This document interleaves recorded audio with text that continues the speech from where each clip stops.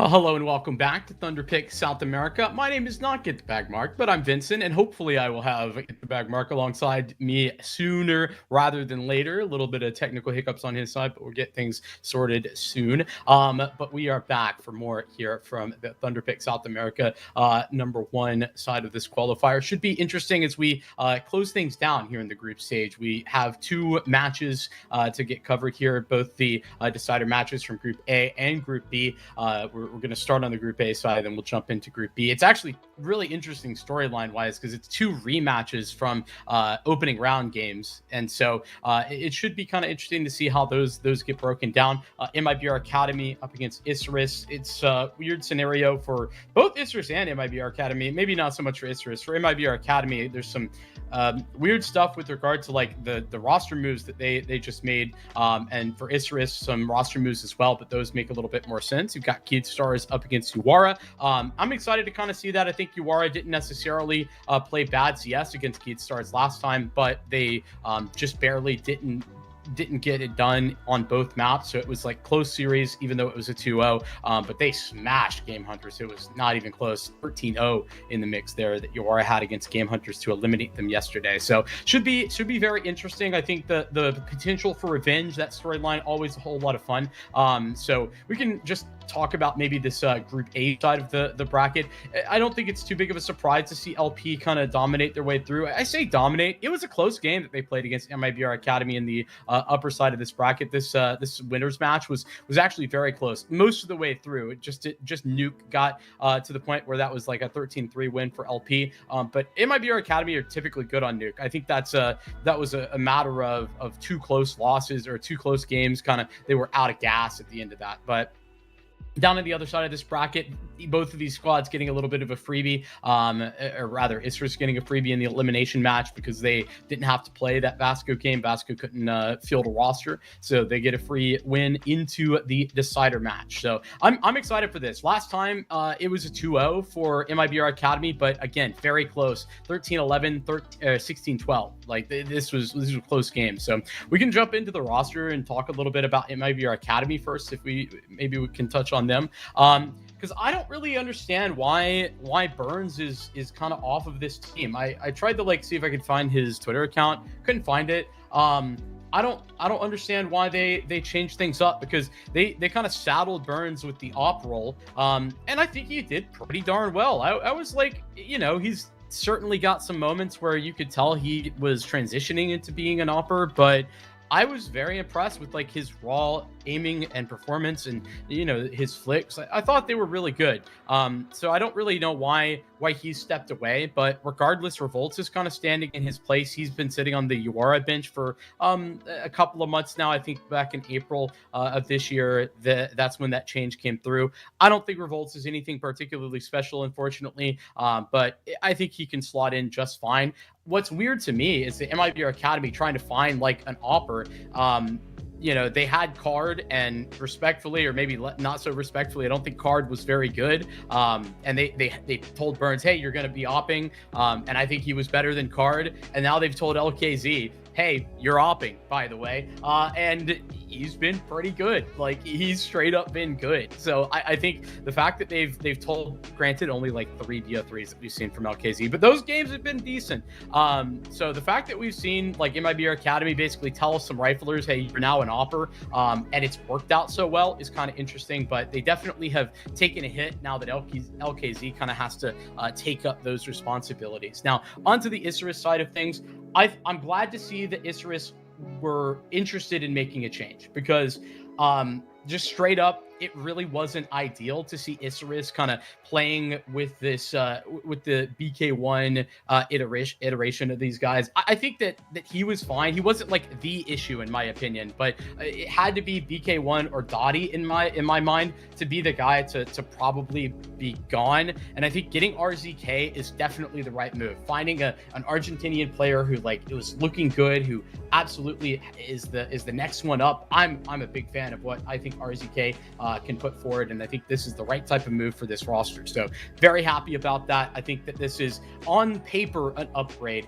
The the issue that these results are telling is that they haven't really looked that great. I think that they're still figuring it out, and that's fine. There's nothing necessarily wrong with that. I think it's going to take a little bit of time, but I'm glad to see RZK on this team off of that X-Crew lineup. So should be interesting. It'll be my first time to get to look towards them and see what they have on offer. This is the Veto that we are working with. We're going to get MIBR Academy picking into Ancient, and we've got a Mirage for Isurus. Dust 2 our decider, and I'm being told that we've got Mark here and ready to roll. Mark, welcome in, my friend. A little bit late, but that's okay.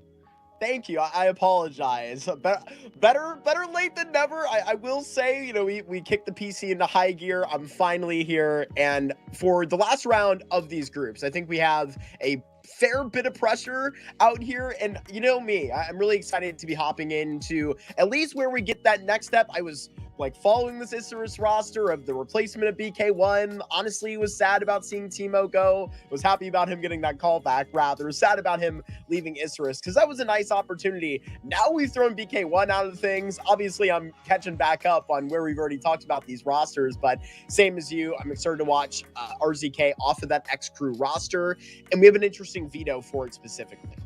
Yeah, and I think why it's a little bit interesting is because of the fact that, it's a sort of middle ground map pool that this MIBR Academy has on offer. And I think that gives them a lot of opportunity to win across a variety of different maps. And to be fair to Isurus, they're kind of in the same boat. I think nothing is their specialty outside of maybe Dust 2, which they haven't picked. They've left that to the decider, which I find interesting. But regardless, it's a chance to see these guys on or in action. An interesting head-to-head as well. Storm's in. From my understanding, the IGL of this MIBR Academy project, that's everything that I've been able to see. And he's had a strong rating. I think, in reality, the guy I'm really looking at is actually going to be LKZ.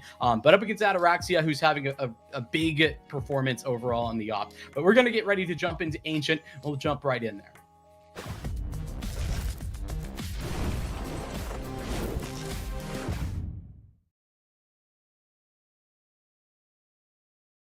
This party started. MIBR Academy. T-side to begin. Very much interested actually to hear your thoughts, Mark, when we get a chance about the change here with Burn stepping away. But we'll have to wait on that because MIBR is readying up an A hit. It's a B fake. A little half-hearted. A couple of bits of utility, but that's all you can afford on the pistol. Absolutely is sometimes. Hit about this A site, and things will be a bit interesting. Obviously, a new opper. Looking at him right now. Looking to see what he can get done on the pistols. Clichely should be able to have a mark. LKZ take down Hez. Revolt's going to be around this corner. It's a very nice tap onto Deco. And then LKZ is just going to tap everybody out. All right, my friend. Op buff added to that pistol. Let's go, LKZ. I was being a little bit mean in the pre-show before you arrived, but I'm gonna do it again just because I wanna hear your thoughts. Because MIBR Academy, in their search for finding an offer to replace Card, they've just kind of thrusted on two guys that I think have been better than Card in reality. And that's two guys that have been on the rifle. Granted, it's very early for LKZ. I think it's unfair to have a final perspective on what he is or who he is as an opper just yet, but still insane. I'm not that big a fan of the fact that they've lost LKZ's rifle in the mid. He was so good on that, so I don't love that part, but if it's just a stopgap, I'm okay with it. Yeah, I really agree. I wonder what those steps are gonna really end up being like. I gotta say, the first role we're going through here on top of the series is okay from where we got him standing performance wise, but it wasn't anything to write home about. I think a lot of it matters to the eye test. I've gotta wonder that it's not going to be exactly the priority to keep him on the rifle. I did not get to see him, unfortunately. Okay. All right. That's what I'm saying. It's up to today's eye test as opposed to last series. Yeah. But Got to imagine there's like another Brazilian or Argentinian op talent, in this case, definitely Brazilian, that MIBR would like to grab towards. Yeah, though, in fairness, like, who? Having a lot of that happen, apparently, across the organization. Through that.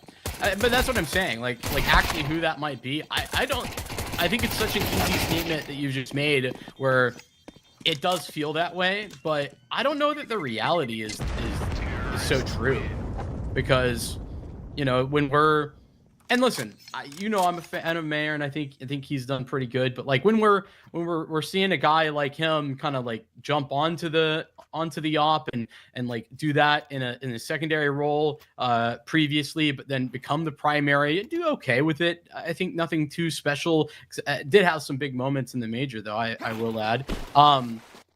And then the same is true where like Sharks are looking for an offer for basically a calendar year and struggled to find one.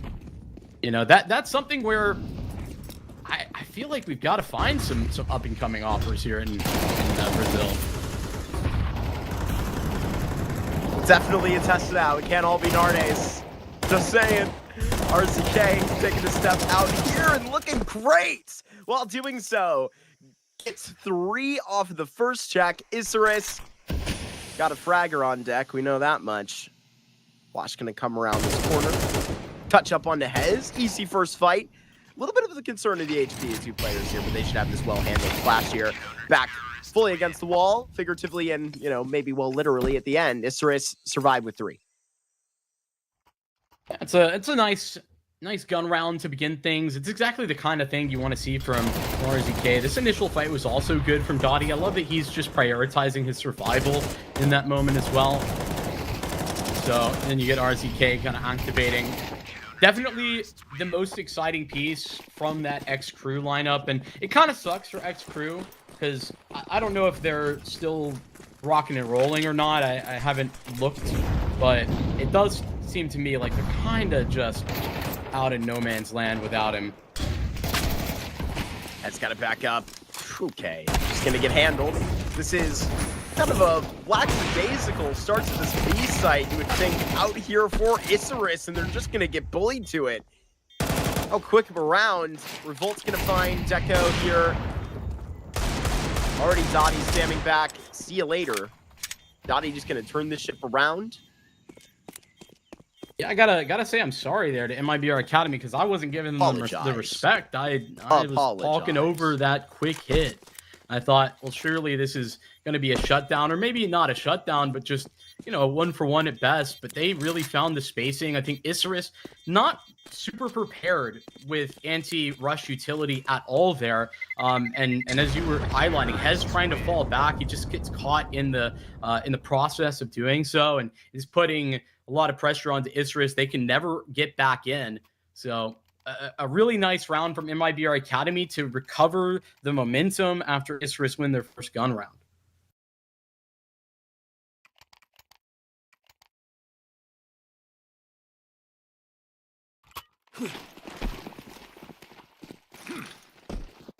But I gotta say, I can't remember exactly where I was on the very morning that Burns was taken off of this roster. I was quite surprised when I saw the Twitter announcement towards the beginning of June. It wasn't that long ago, towards when the, you know, respected player break was actually happening. RZK takes Flash down, sort of towards the, you know, pseudo end of MIBR's season. But I guess in that time, right, you haven't really found anybody that's like next up on that roster. Like, genuinely, when there is that talent there, like, we can't say it's not being actually like pressed on. You know, just look at Yawara. They have EDV on that roster. Been impressed with that. Yeah, I think EDV currently not looking as impressive as he did initially, but I agree. Like, when you're talking about looking towards that Yawara roster, like, you know, they found Nardes there, they Lash, another op talent, like Telly D they picked out of nowhere. And he's not even young. He's like 26, so pretty cool to see. Gotta do that there. Not even young. He's 26. Sentences that can only be said in Counter-Strike, I'm afraid. Deco with this double kill. Another good Isurus result here. It's looking like on the gun rounds. Seems like all they have to do is fend off an egg, Zach. Okay, Z, hit a flick. Let us hype you up. One and then he dies. Come on. Okay. Didn't think I was asking for too much. Nice job from Isurus to kind of recover things. This has been a weird start to the map, mostly because, you know, it's MIBR winning the pistol in the follow-up round, and then it's one gun round. Isurus forces, after they lose that following gun round, MIBR getting knocked back down a peg once again. And they made these rounds work previously. That B rush, the prime example.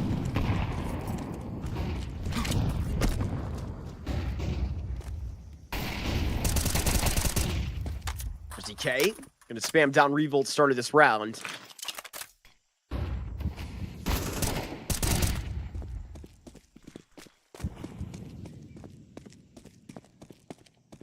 Eyes on RZK have been fairly impressive so far.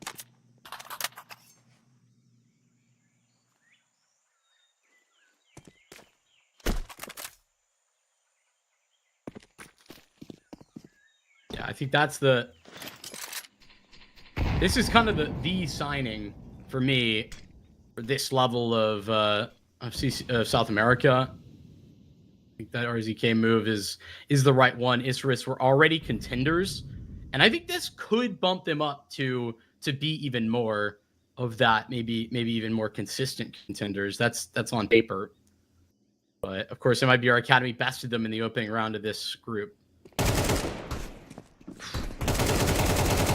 That shot, Deco on the way back, just gonna chase him right back down the ramp. Very nice finish to this. Keeping it secure. Deco getting the flex a little bit, hoping this guy has a great individual game. It's always fun for us, right? We can be a little bit selfish, but a lot better for Isurus when they can get Deco alongside, I don't know, BK1, or I guess today, RZK. Whereas before, Timo. Seems like a good youthful fit for a roster, and a guy that has a pretty decent amount of experience to go along with him. Like, let's be real, was, you know, part of that the Champions League roster after he hopped off the 9C Academy, and he was part of Dusted Roots for a while. Then Dusty Roots. I guess it could be past tense. RZK going crazy on that. Let's not talk over. Another 4K for him. He's just absolutely feeding at the beginning of this Ancient. Fragging map.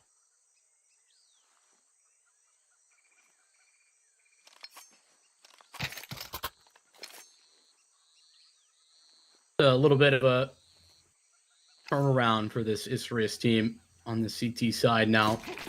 In my mind, this Ancient, I know MIBR Academy have selected it, but I'm actually a little bit worried for them on Ancient. Nice layered utility. Love to see that. Jerry gets out middle, and he's the one to take the opening duel. No refrag available either. Hez under Revolts.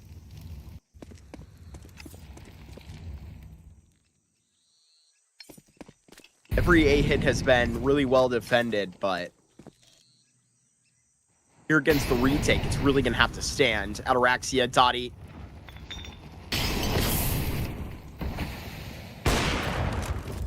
For anything to take that next touch. LKZ will put this bomb down. So Isurus here still are going to be slow to roll on the retake. Petering halfway. Deco is sort of the man that they're waiting for, but he's about to be exactly destroyed himself. Finally, I guess I'm a little bit the fool. Actually pulled out of that fight. Deco causing a lot of despair. LKZ gonna come back and hit these shots. Oh! He's looking so good while doing it. Vincent, I know why you were missing that LKZ rifle, because damn, that was luxurious. What I'm saying, man, it's almost a tragedy to see such a young talent kind of be, listen, I'm gonna say forced onto the rifle. I'm sure he was like, yeah, I'll do it, and he looked good in like the couple of games that we were able to see. But yeah, it's just some sick spray right there from LKZ. Loving to see that. And in fairness, right, on the map of Ancient, where you don't need an op, nor do you really want to use one on the T side, very much can just run the 5 rifle setup, and that's exactly what MIBR Academy are doing. Scenes Good close. Mid control here for Isurus is the name of the game at the start of this round. Heavy towards the A bomb site. He smoked for elbow. MIBR Academy certainly seem like they want to get into some mid control, but they don't want to aggressively fight through this elbow smoke. So they keep on waiting, and they're going to wait a little bit longer. The bomb carted back over from the A side over towards B, and in fact, it looks like the majority of the offense is going to join with that. Revolt 2 is the only one taking map control in this area of the map.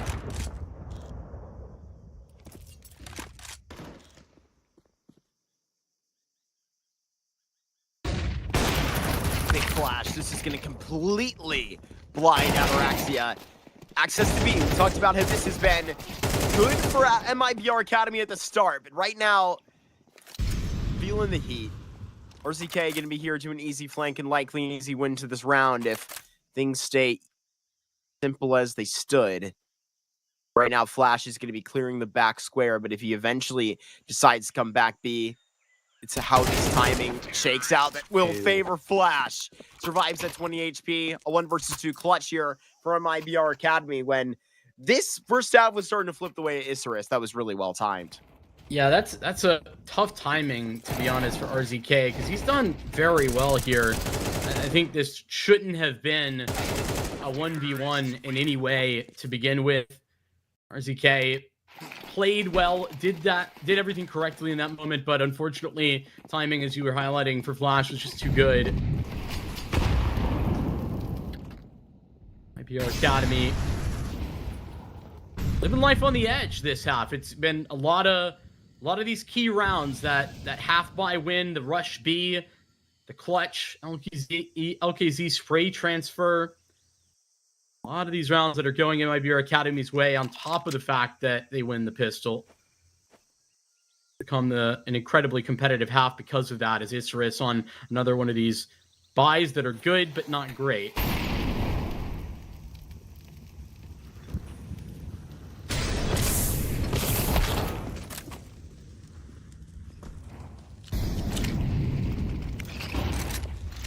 Altop's completely out of that starting boost.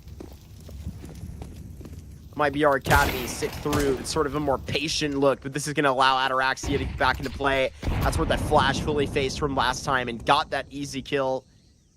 Already at the corner of CT, so far into Donut. You need these smokes to hit, and Ataraxia is just going to pull another branch off. This A-hit just may never come. Might die before every face hits the site. Stormzen's in here. He is the key to success right now. Oh, no.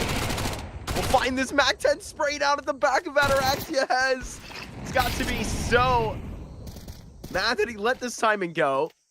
Played on that corner. It can happen. But still, with this kill, nothing guaranteed. Get the bomb in his back. Oh, what the wow. hell? Stormzen flying through the air. Will take down Deco on top of the SMG. Bomb will get planted, looking to be denied. Got that cover from LKZ, taking down the op. This is a ridiculous round. A result that can come back the way of MIBR Academy of LKZ.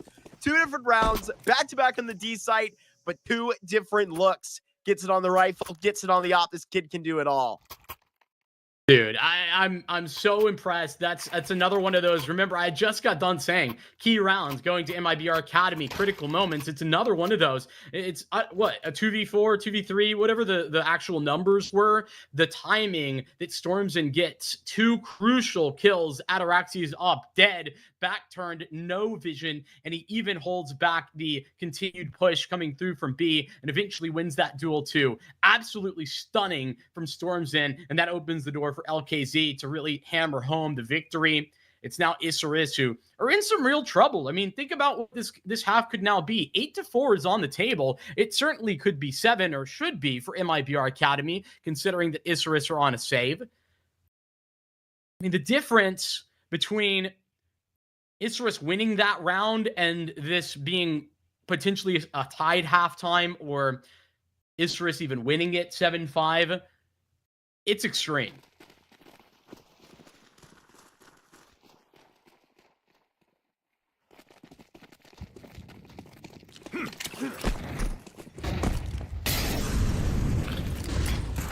Bounce from this V site, it's worked out before. Hez hands him with the deagle. RKZ, unfortunately, left the room with nothing. Walks this way, and oh my gosh! What the hell is coming out of that Deagle from Hez right now? Mac-10 up on Deco. Revolt's got to be sharp, but it is Hez with the 4K. Quad kill over at that first orange spot.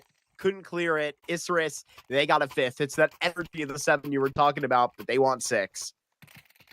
I mean, it's mind-blowing. It's painful. Ridiculous. For MIBR Academy, that is. Those rounds cannot be the ones that Isurus are winning. But it is, or at least it was, right there. MIBR Academy's turn to take a tactical pause, and I don't blame them. Truth be told, though, I don't think this necessarily changes the reality of the situation. They're still in trouble. They're still on a weird buy. Hasn't stopped them before in defense of them. Isurus, that tied half is not out of their hands anymore.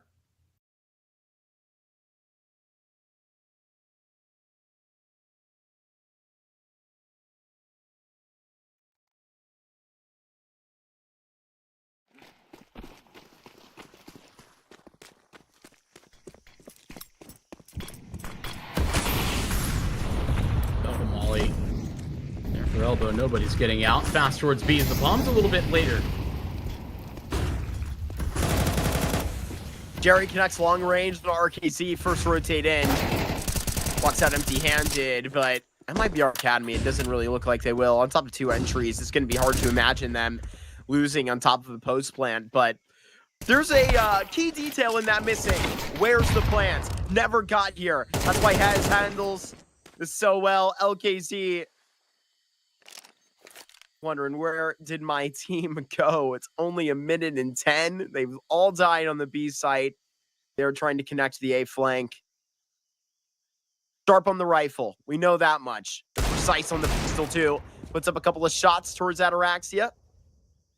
Wanted to duel at a different angle here against him.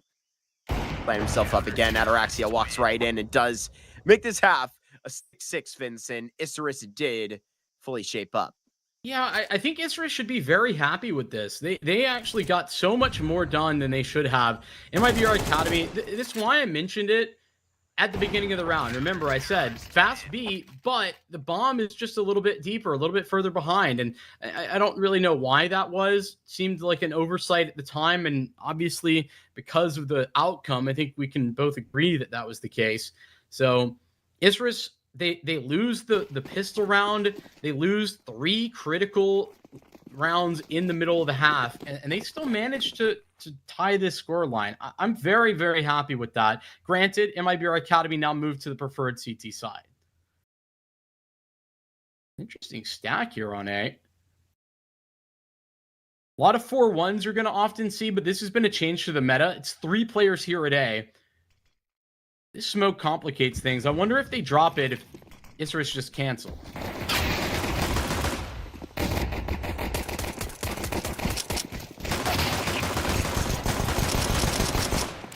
The answer is no. They don't cancel. They don't do anything. They continue to go through. They continue to get rolled. Some weird flashbangs where I actually think MIBR Academy had some team flashes there, but ultimately it doesn't matter because LKZ can get tucked into the smoke and Stormson survives long enough.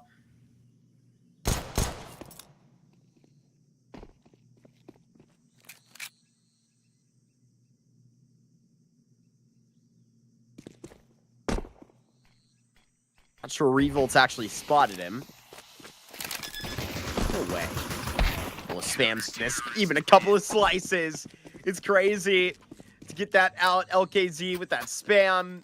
But it's MIBR Academy, excuse me. Right back on plan. You ask me, that pistol under their belt. I think it's a really good rhythm we're getting out of both of these squads. The fine ancient we're seeing so far. Or last day of the group stage. MIBR sealing in 2 pistol round victories is a maybe concerning sight for Isurus. I don't think they're overreacting yet. Pulling the thread on their second tactical pause to facilitate what's going to end up being a force buy. I think it's not something that you're going to see every time, especially after Isurus don't get a bomb plant. So it's nothing fancy. It's just Tech 9s, 5 of them. Decent set of utility. Plenty enough for a plan. Can't really have a second backup option. Flash. Great double kill. Always spraying him down with the MP7. South American staple. Tech 9 connected pretty far. Fully connecting, different conversation. A lot of low HP left out here. Flash and Jerry sit right there on the bench. Get comfortable. Inside of Donut. Could be a threat. Just kidding. Gonna get that spray out of LKZ. And, you know, Vinny, work with me here. Like, LKZ's been serviceable on the op.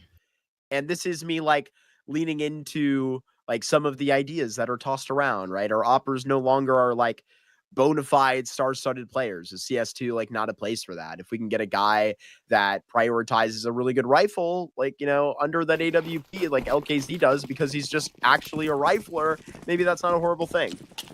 You know, I think if he'd come to me with that argument a few months ago, or actually like 6 months ago, the beginning of 2026, I probably would have been more willing to accept that. But I think we've really seen an uptick in the capability of oppers after the Anim Graph update. I think that actually has had an impact. And again, I've been kind of banging on this drum for the last month or so, because I keep talking about how many glass cannons I keep seeing compared to before. And I think that's just another example of that. I think it's fine, but I don't think you need to do that anymore. I'd much rather see, like, you know, yikes. Come on, man. Getting 4-3. It's fine. It's fine. It's fine. It's okay. It's not fine. It's okay. Hold my hand. I'm scared. Please, somebody. Get those kills at the bottom of the back end.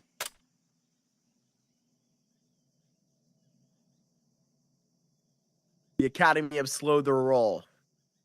They kind of have to. Isurus, though, doing the same. They are just sitting and waiting. I don't know how long they're going to sit and wait, though. They've kind of got to go. Sprays up to the top. Ataraxia, LKZ, now a 1v1 has... This Deagle has just been insane. 19 seconds. LKZ, he's gotten on the run. Similar HP, but one bullet that this Deagle would have to deliver. Bomb plant gotta go down. And you're gonna be catching him fade away off of it. The Hez, he goes deeper into the bomb site. Loses that timing. Ooh. I think LKZ might know. Yeah, he knows. Caber this, he thinks. Molotov. Kit on his back. Finds the spray. LKZ didn't have to worry about any of the details in the back end. He dictated it to the 1v1, having a great individual game. A lot of the clutches also coming the way of MIBR. Up to 9 right here as we throw ourselves into our first tech pause. Yeah, I can't feel good about that round, though, for MIBR Academy. Even though LKZ wins it, it's another example of these rounds that they're winning all of them right now, except for one, the Isurus, that eco that Isurus won. But they're winning all of these rounds in MIBR Academy, but they're coming down so close far too often for my liking. The 4th or 5th one, those calling them key rounds for the moment. I'm gonna try and like work up a like personalized word for those. I'm do my best. Like your own catchphrase, so to speak? Not a catchphrase. I think that's a little a little lame, to be honest. I don't know if there's actually been like a caster to have a catchphrase. That's not, you know. What do you think? Come on, Anders. Okay, are you kidding? That's like where the mind goes to. Is inhuman reactions really like a catchphrase? That's not the catchphrase. Are you kidding me? Is the catchphrase? Oh, that's true. That's true. Mr. Bloom. Yeah. Friend of the show. Friend of the show. That's very true. Yeah, there's a couple other ones I feel like out there, but I'm What's struggling. my catchphrase? Personally, in real life. I don't know if the world's ready. Good Not because it's bad. Just to be clear, not because it's bad. Because it's so legendary. Yeah, that's it. What a motto. I didn't want to put you on blast on accident, like people assuming terrible things. That's not the case. I like the mystery, though. It helps add a little bit to the aura, God forbid. From panache. Mm-hmm. Smoke deliver back to middle. Jerry trying to manage. NACS legend Jerry. Played around and advanced a little bit. Gotta call out his route. Storms in, trying to spray over the top. Couldn't quite finish the kill, but information on Isurus back and elbow. Jerry would like to check that out. Isurus said we don't. Such a critical round for Isurus. They don't. It's not a requirement that they win here, but if they don't, they're going to be in trouble. MIBR Academy running low on defensive utility. LKZ's got a pretty fat stack on him. Where's he moving over to? Towards A. So the B site somewhat limited. Stormson has a molly. That's the big piece. There it is. Wolf's gonna see him walk this way into the setup. Elim standing up to the 2. Thadian has, hands back at the numbers to that handle. Post plant activated. Back on the way has got to be Flash. Here at this first check, something about this just has me feeling good for Isurus.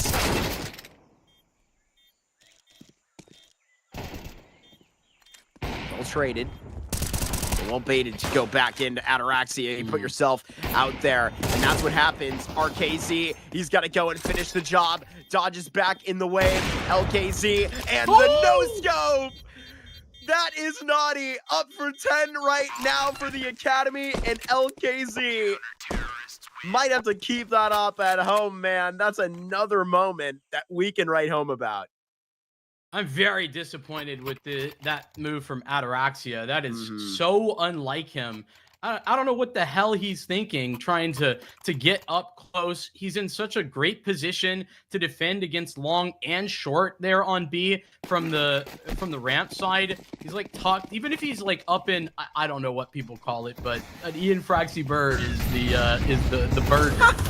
You know what I'm saying? Yes, famous Wanted Goons NACS coach. We know him. Yes, of course. Oh my goodness, this is a ridiculous shutdown in middle. Quick enough. Over towards B, they will catch Storms in, the A site. Fortunately, unfortunately, didn't throw that molly. And I think that is just enough for them to think, yeah, probably better that we just hold back and try to play this as a 3v4.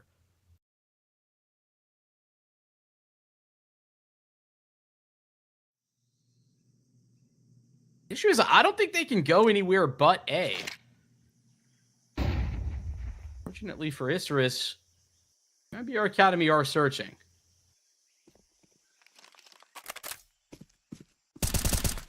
Over back to the utility. Jerry with a couple of warning shots sent back to the elbow. Saw somebody's figure on the way out there. Bomb back towards A main. Don't let your eyes fool you.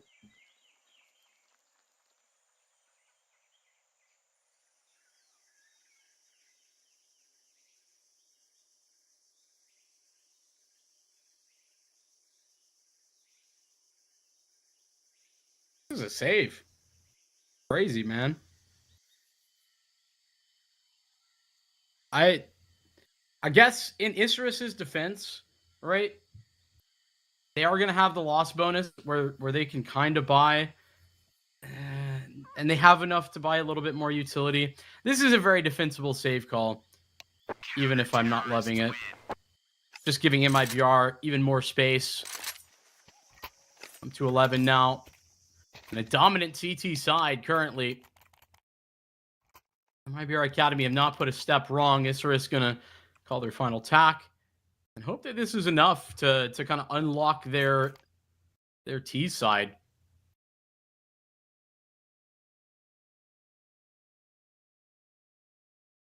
They've multiple times gotten into some one-on-ones, multiple times gotten into like 3-on-3-esque scenarios in a post plant, and MIBR Academy just keep on winning them. The amount of rounds that have come down to key moments where MIBR Academy have succeeded is quite the impressive count.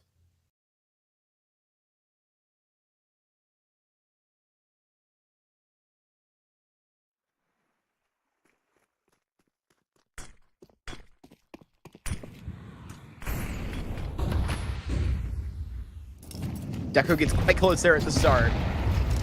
No, he's going to be probably arguing with Jerry if he actually presses the problem there through middle.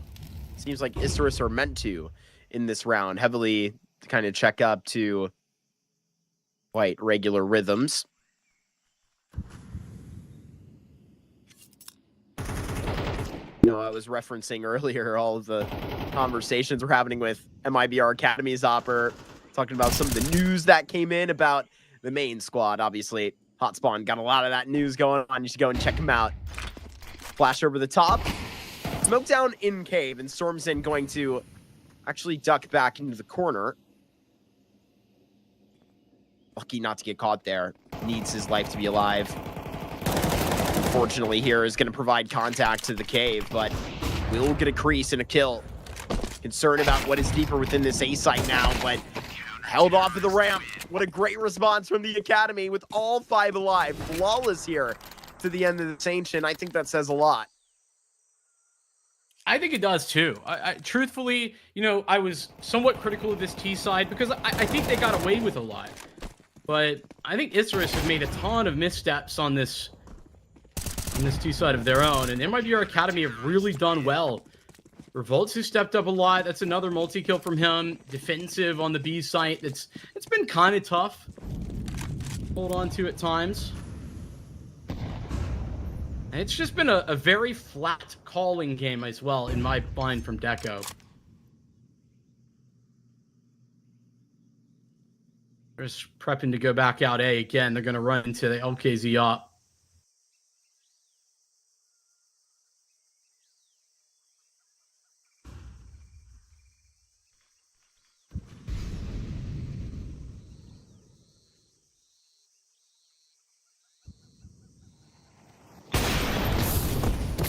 Back over at Ataraxia with that rifle. While the players starting off this party. Put it to 12. You can tell LKZ here, that's sort of the rifler in him. Getting uncomfortable in that state. Thankfully, the rifle swoops in to save him. 3 kills from Flash. In all of that time, how do Deco and Ataraxia make something of this now? They're just clearly so confused. I mean, it's another round where it feels like they just wanted to walk backward and save again. But it's the last round, potentially, if they can't win this 2-on-3. So they have to go. And here they do. All 3 of the CTs are just in middle. They're all just waiting to action upon any sort of information or utility or audio cue given over here. And it's going to be A. They're not being quiet. Ataraxia has heard that step. Check out a flash. Gonna be signed to, maybe for Ace. All the way up to the top of it. Deco gonna be so close. Would have to defeat all 3. Standing inside a CT. And guess what? It absolutely is. All 5 there from Flash to bring us up 1-0 in the series. And when I'm talking about us, he's talking about the rest of the Academy. Made in Brazil. They're gonna be 1-up in the series. Isurus, I feel like going on to this Mirage, are gonna be kind of nervous.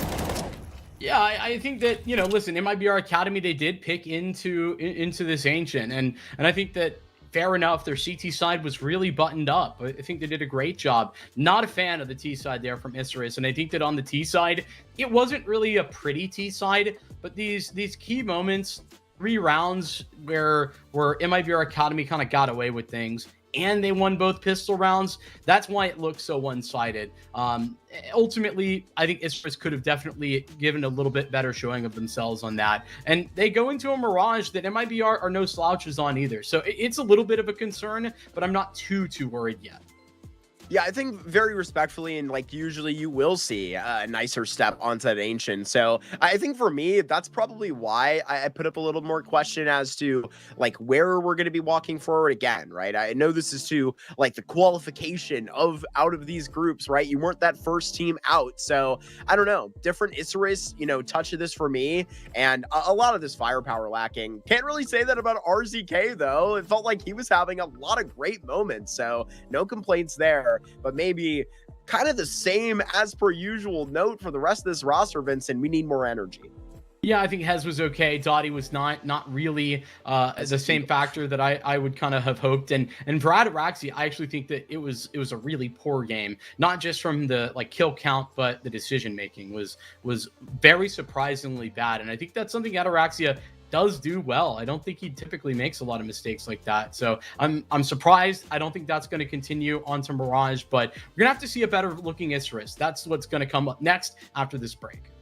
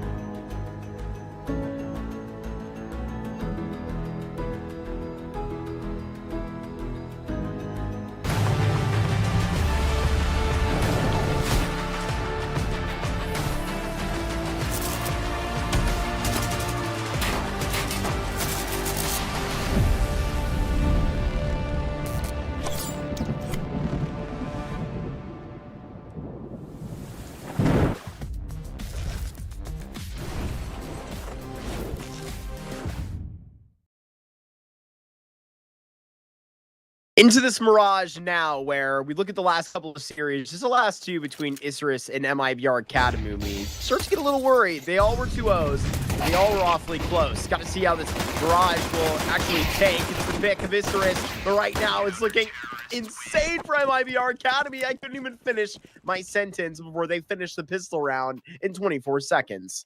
That is so quick, and it's MIBR continuing their thread of perfect on the pistols. It's now 3 in a row for them as they doubled up on Ancient. Yeah, it's not a Mirage that we've seen very often, right? Obviously, pretty different. 2 roster changes on both sides. But last time we saw this Mirage, it was in the Isurus favor, excuse me.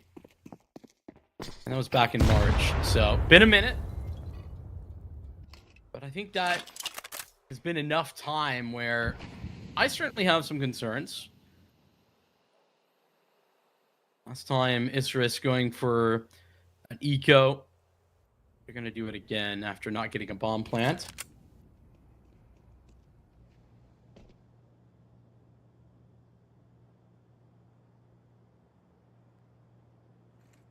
Okay, Z staring at under. This will be quick. We're now into the middle. Maybe those Glocks will stick. There it is. RZK onto LKZ. Bit of a tongue twister there. Don't worry. We'll get through it as MIBR Academy cross through that second round with not much effort at all. Yeah, I would be maybe concerned if it did have any particular effort, considering the lack of investment.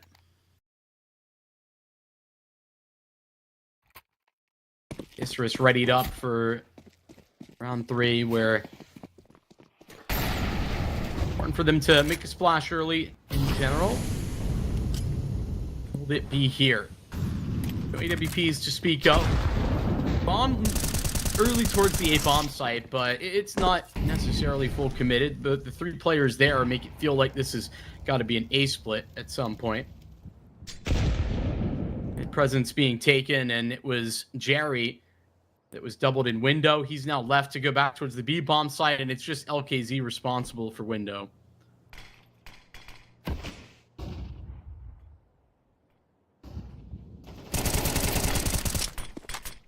Storms in onto RZK. Good opening find.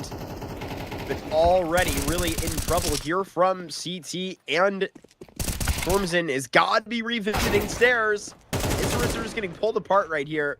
You know, Deco's the guy I was pointing out pretty early on in that Ancient. Had a nice multi-kill.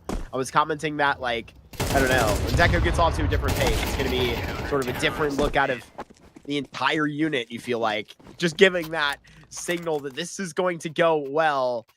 I would say the complete opposite here started this game, falling on your flat face. Isurus got to pick themselves up. Yeah, it's not even, it wasn't even particularly that ugly on Ancient. I think just the overall outcome was ugly because of how consistently MIBR Academy won those key rounds on the T side, and then flipped to the CT side where they just played a really good game, and I was really disappointed with Isurus, but from a calling perspective, and I think on, you know, some of the individual moments from Dottie and Ataraxia, I didn't think they really delivered the way I wanted them to. So lots of those little details getting missed.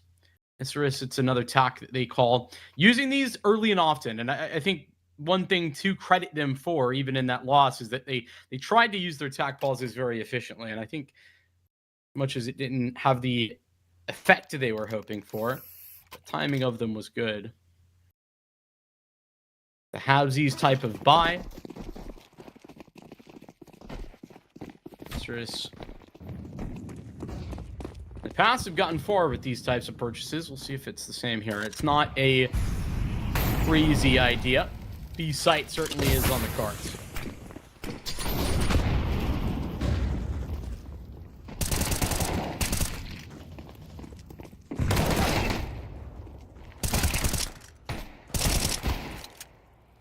Clean up for Jerry. A little cleanup for not just 3 kills, but a quad. LKZ will pull out the pistol to finish off the final man. Again, a little bit of damage inflicted, but for Isurus, It's not where they want to be. Bomb plant would have been the goal here. I mean, look at how easy this just is for Jerry, though. He gets 4 frags, even pulls the USP, gets a kill. The start of this game is looking a little too easy for MIBR Academy at the start, excuse me.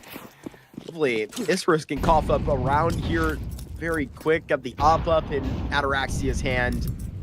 Hit a couple of interesting shots in the last game. It was more of the decision-making we were having an issue with.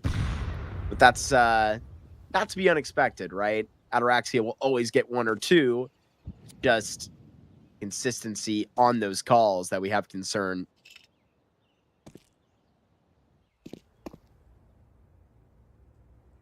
I'm hoping to see something better. The plan for Isurus this round is a slow burn of middle. An emphasis on slow. I mean, this is waiting for a reaction now. MIBR Academy, not so eager to give that to them. Beautiful nade, or ZK. Tagged, then into that HE, and he's low. Not a double, though. Storm's in limited to 1. Revolts does have that spray down onto Ataraxia.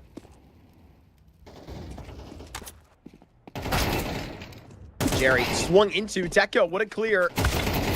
Flash about to be drained, and there it is. Isurus walk up into their first gun round and win it. Don't want to call it too soon, because they have every probably reason to believe that this was a success. Repositions up toward the cat. Revolts getting all kinds of info on where the guns have been dropped. Not going for it now.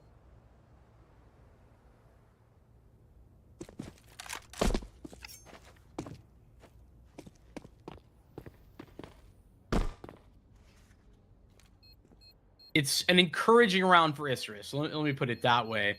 I think the swift trade there onto Storm's in, definitely quality. The fact that it's Deco to deliver the multi-kill on the A site, probably not who you would expect, but big fan of that. The setup that gets nowhere, it's a surprise to me. You got one guy in CT, one guy on Tetris, and that's usually a very efficient crossfire.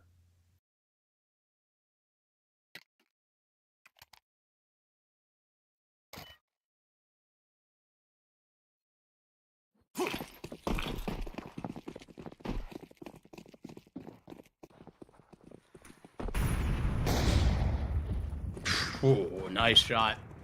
But I was referring to, kinda. I mean, Ataraxia is always good for those. Just kind of wait for the moment to... I don't know if we got one. Don't make me think that hard. Ooh, 0, I'll feel bad. Revolts LCK. Seems like they're going to be likely staying on this B side of the map. Revolts does see a man trying to come up connector here late. Got a HE for him. Good thing this bomb is already headed the other way. If it becomes a 2v2, it really does. I'm going to be questioning this. Pace from Isurus. Walking a man that far into apartments.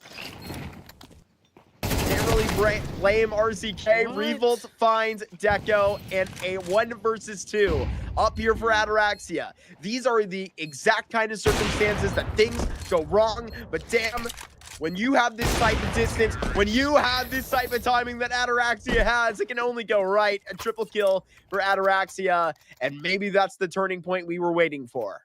I mean, that's exactly the type of Ataraxia that we were looking to see. An opening pick into a double there in the 1v2 clutch for triple overall. I think that's exactly what was maybe missing. Maybe not only thing that was missing for Isurus, but Ataraxia was basically a non-factor in that game on Ancient in my mind. You know, Ancient, tough op map for sure. But this is a great recovery. It's not gonna end here. Alrighty then. Whoopsie. Thought he got to keep it going.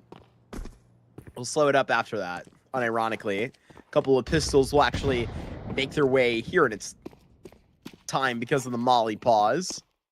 And the flank will come towards top middle. Should be all good, though.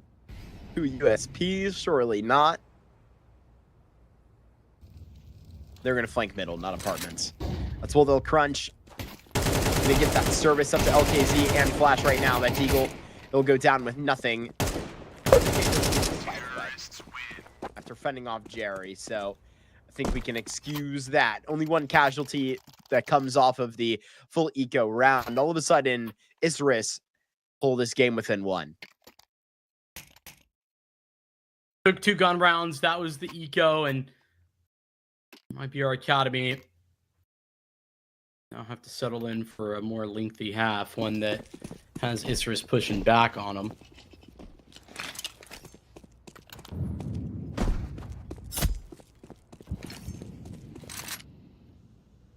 PC's AWP is hanging out in window.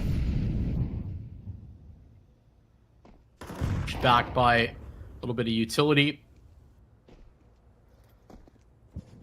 Isurus a little bit on the passive side this round. They're waiting rather for MIBR Academy to dial up one of those general aggressive mid plays, or anything for that matter, that you're going to often see on Mirage.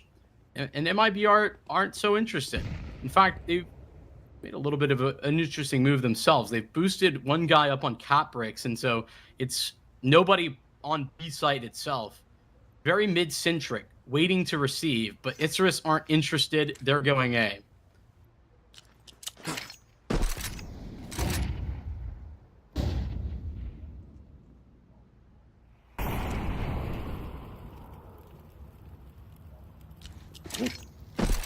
Send it out, quick palace pop. LKZ, quick miss at a ramp. Checked up one towards palace. A4 will also be here. Storms in. He's gonna be in a really bad spot. And Jerry's just been taken out elsewhere. Storm's unable to escape.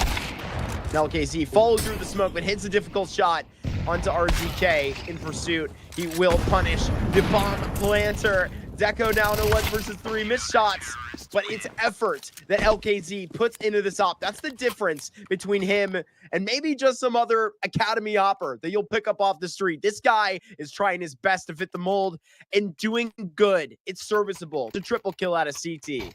It's more than that. I mean, I feel similarly right now about LKZ, at least in the limited scenes that we've seen thus far on the op, where I really feel like he's moving like an opper. It's not, you know, there's some decision-making problems here and there, some times where he needs to be willing to be more passive, but he's also got a little bit of pizzazz to him where he's able to take some initiative that you don't typically see from an opper at this level. So I'm right there with you. I'm liking what I'm seeing, and it's that quick flickiness that you saw that saves his life, as it was RZK, I think, coming through that smoke, trying to follow him through, nails him, and that's the round-winning kill.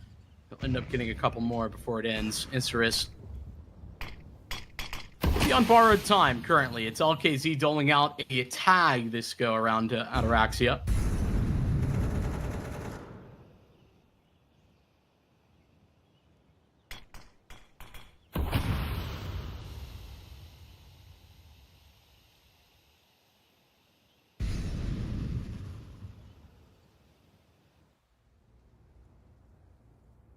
Question on middle.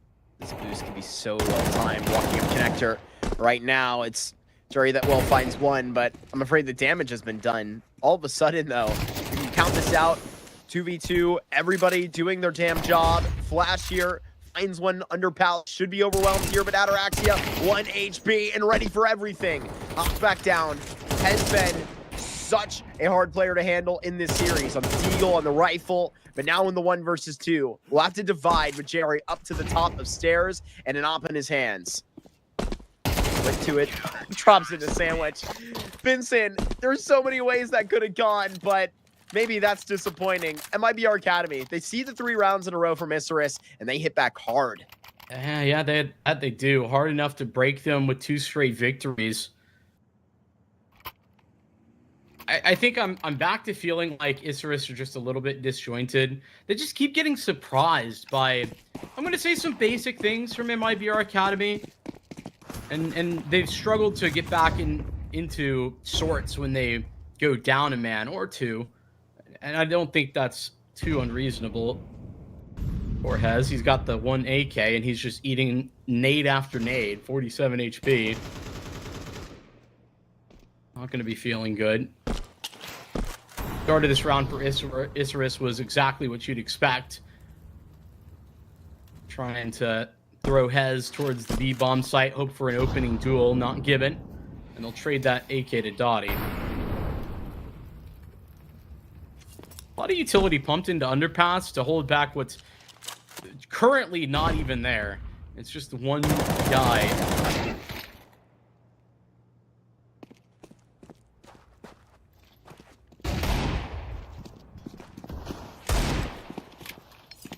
Jerry repositions back up in the ladder. Not even gonna start tiptoeing this way. Jerry also, to be aware, even opens up ladder, gives away his own position. Fully blind to Jerry. This is a bad sequence, but can he break himself out? It's 2 for Jerry, but is he done? Gotta clock out at some point. Now that house is gonna come win, so you get right out that table. Puts a smoke away. Jerry gets so lucky there to survive. And there's Flash taking that one shot in the backside. Jerry's life here is so valuable. LKZ to come and absolutely stun inside the CT. MIBR Academy, clearly in a flow state. Yeah, and that one's getting a little bit more expensive too. Isurus make it a bit more punishing, but 7 rounds. Potentially more, unless we see Isurus wake up. It's RZK who's asleep now. It's a really impressive ancient that he put together. It might be our academy. They didn't care. Now he's struggling.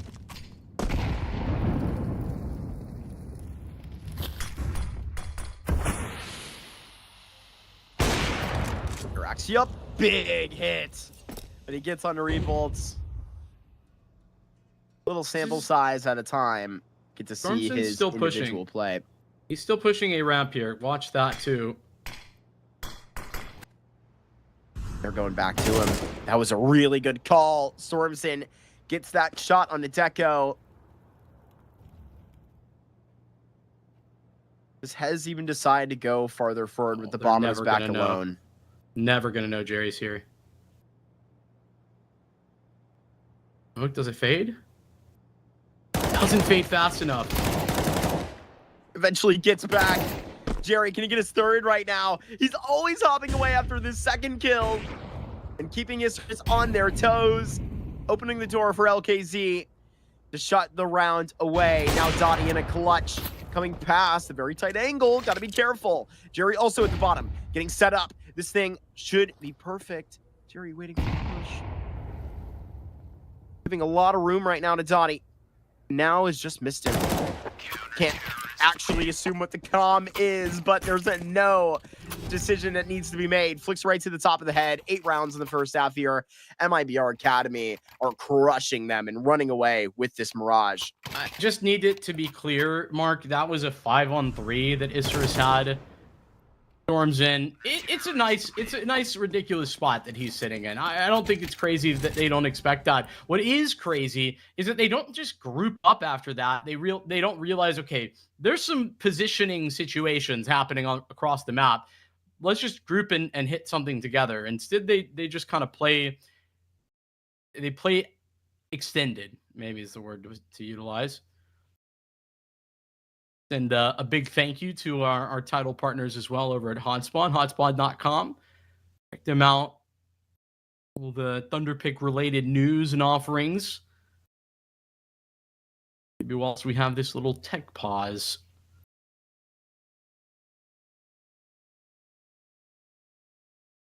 Been an interesting little post-major player scramble already. Just yesterday, it feels like we're just dumping all the offers out on the table. Say, here you go. Yeah, it's crazy to me that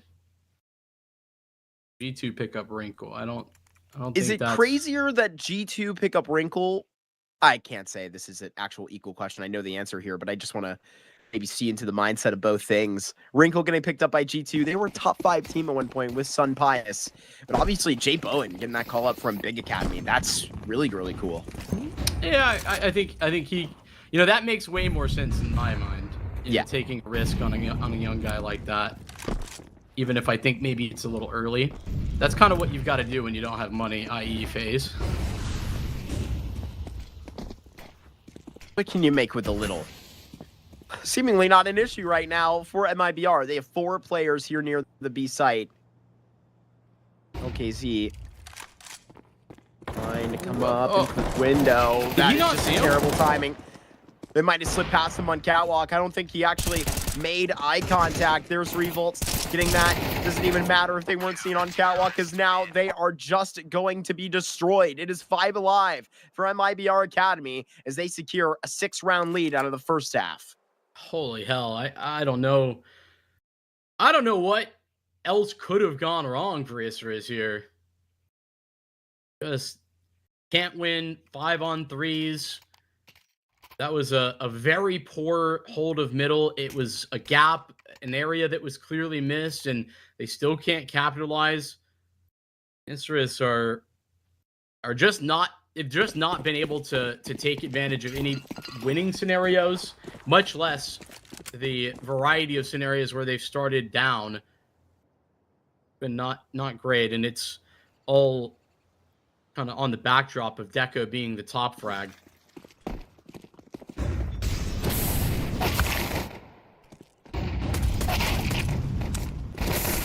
Revolt's opening kill. Dottie trying to slide back out, but it storms in back in form and securing a plant. RZK, that's slick. Gotta hit more shots like that, but Jerry catches an easy transition from Deco. RZK sneaking out of the smoke and getting lucky with his timing. Just saw 2 players walk back into jungle. Communicates that back over to Hez. Jerry gonna check it. Contact made, and on the top of the stairs. This is gonna be such a difficult point to fight from. Hez goes down, and now you're looking everywhere. Connector, jungle, palace, shots inside of the site. 10 seconds and it's impossible. 10 rounds for the Academy team as they are practically tasting playoffs. Incredible. I mean, this is a beatdown. It was 2 very close maps earlier on in this event. The opening matchup. It's a rematch here in the decider, and MIBR Academy winning out Dust 2 16-12 and Nuke 13-11. This is not looking anything like the sort. Isurus going to the force. Not that they have much of a choice.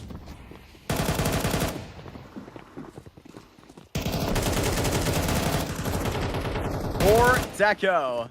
Just gonna be destroyed. This is brutal. And how am I going to see into the first tournament back from the player break this result here for Isurus? This is just really terrible. I mean, you're going to see them out at the end of this series. It's only 2 best-of-3s that they played, right? So let me, you know, put that asterisk out there. It's a pretty bad couple of best-of-3s. This one, I mean, in comparison to yesterday versus MIBR Academy, rather the 24th, I mean, one was in an overtime. The other map was a 13-11. I can't at all compare them. Yeah, I obviously didn't get a chance to watch that in person. So I don't know how it looked for Isurus in those losses. But I was very willing to just kind of accept 2 close defeats, because I think MIBR Academy are a good team, even though I don't necessarily think Revolts is a great piece. The fact that they lost wasn't too mind-blowing, but this is getting very ugly. In fact, it's already pretty ugly. Isurus stuck in an economic rut. Those 3 saves really going to help them make better use of what money they have now than they did last round. Another tack.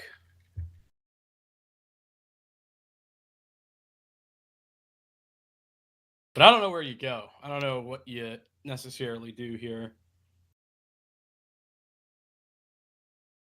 Maybe Zamp can help you? That's the hope. I don't know. This kind of seems like a done deal. Not to throw shade. Really would love to be wrong. It hasn't helped. It hasn't helped. But yeah, I don't even necessarily think that like there's one tactical change that you can make. Have to be a heaping handful. I think we definitely aligned at this point in the series. Though I am always up for a crazy SMG buy. Better believe it. Up over the top, there's that check. Actually heading in. This is close, Deco. At 5-7 will detonate. They're getting close to this. Flash on RZK. Thought there was a chance. I guess technically there might still be. Bomb's not in hand here for MIBR Academy. The 2 remaining players are here on B for Isurus.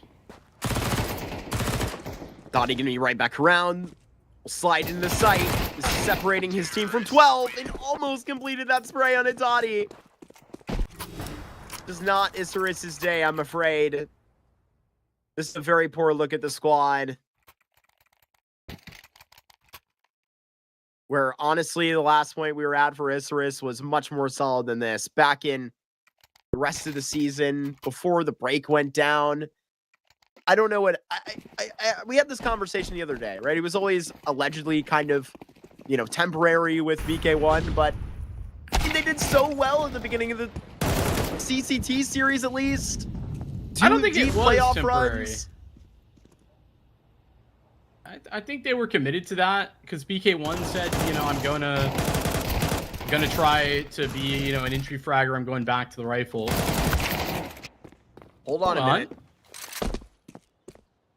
Drop that rifle one more time. LKZ forgot in the back, and now he knows where Deco is fighting from. Back out towards ladder. Just wants to try and beat him here. Deco should definitely be aware of this. I don't think I was aware that the bomb was still in top middle. Deco should have this thing. Backside, LKZ. No. Clear amount of possibility to that flank actually clocking to him. It's going to be 4 up here for Isurus.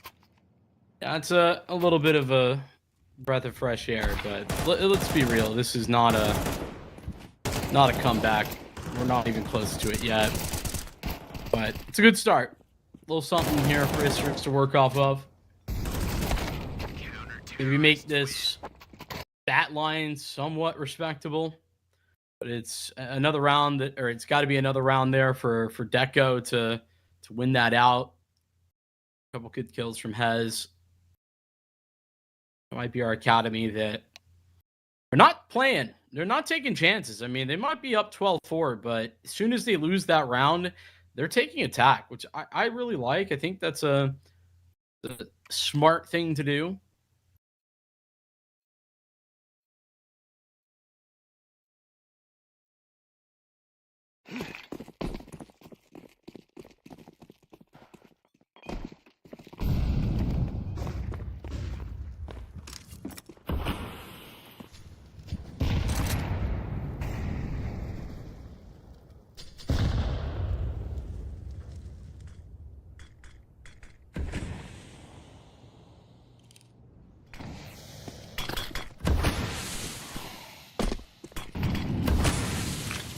These smokes just came back over the top, but MIBR Academy has seen to these before.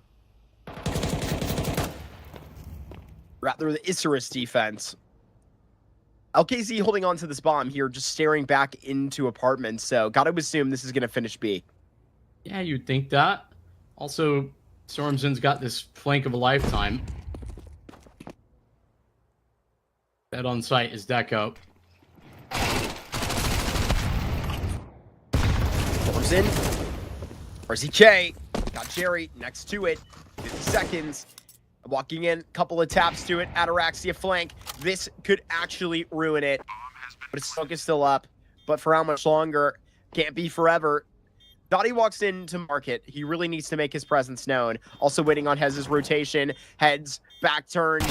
You are going to have the feed right now. Ataraxia can even figure out the triple. Still got Revulse. Still got Flash. Oh, Here, no. but how far? Dottie just Too gonna far. stick this bomb. Oh, he's not gonna smoke kill. on him too. How close to it? Flash, he's just walking. Gotta get there. 10-second stick. Dottie gets off of it. Knows Flash is near. I don't know if he can win the round now. Under No. 9. And Oh, he got that is it. it. Found a Grab the kit. kit. Unreal. 6 seconds and Isurus keep it going. Dude, that's so ridiculous. Ataraxia walking through the smoke in the apartments. There's no world where he is there that fast. Also, I don't know how Stormzen got here. Like I was not paying attention to where Stormzen came from. But regardless of the how, Ataraxia opened the door, and Dottie must have gotten the comm that there was a kit on the site because he pops up off of the bomb. Didn't think he had time, but he had plenty. Isurus just staying alive, one step at a time.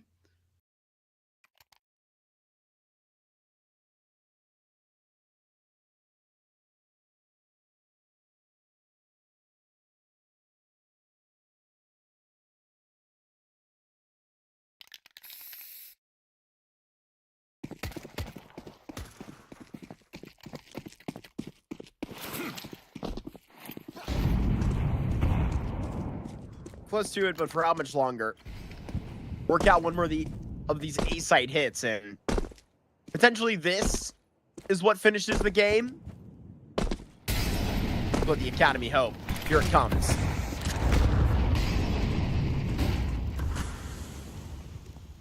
They're not going to check Deco, I don't think. Hez might come through. Hez handled. Now, Deco pops out. Only 1. Keeping pace. There it is. Man advantage. LKC still with this bomb, but now not actually sprinting. Put it down. Post plan activated with a 2v2 now. There are ZK has just demanded. Smoke back up to Palace. Completely gonna cover off the eyes of Flash, who has 2 kills rich in this round. Gotta go to the SMG. And maybe a bet outside of Flash in front of that utility is what they didn't predict. Ataraxia still going to stare back at the man. RTK knows his fight's coming, and LKZ even has it on his own. Ataraxia 1 versus 2, and it's just not going to come.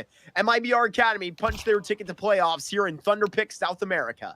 Very impressive stuff. Love to see it from MIBR Academy. I think Isurus currently not looking like themselves. Currently looking like they're struggling in every single aspect of the game. The fragging power should be better. I mean, listen, I'm not gonna smack down on RZK for having an off game here today, but because he's been overall good, and I think he's definitely the right direction for this team. But yeah, like Ataraxia is struggling big time, I feel, since RZK joins, and it's been a little bit tough to watch at times. So Isurus not where they need to be, on top of some calling that I don't necessarily love, and not even like bad calls, just like flat calling, not a lot of great ideas happening. So generally a pretty bad feeling out of Isurus going out of this event. And it's never going to be nice to leave an event, but I don't think they really showed anything close to the top of their game.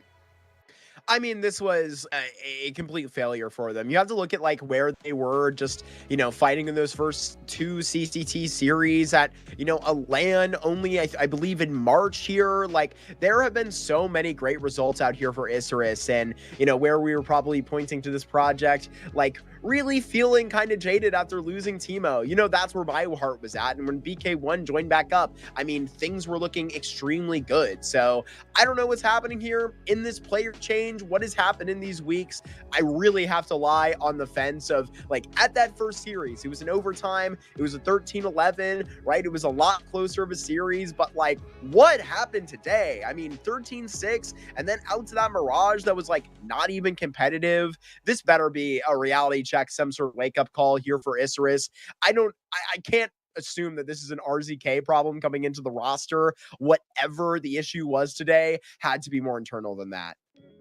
I'm in agreement with you on that. It's tough. We're going to have to see something better. Unfortunately, it's not going to be in this event. We've got one more best of 3, though. It's Keed Stars up against Yawara. Should be kicking off in about an hour and 20 minutes. So stay tuned. We shall return in a little while.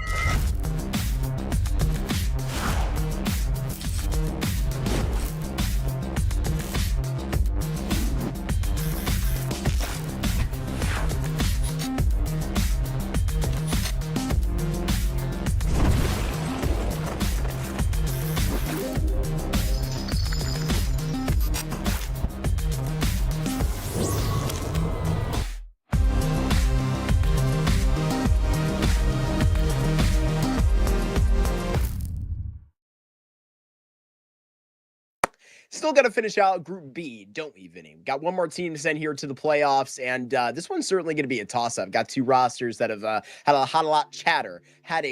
of hot chatter, excuse me, around both of them coming into this tournament, and we have a lot to say about them.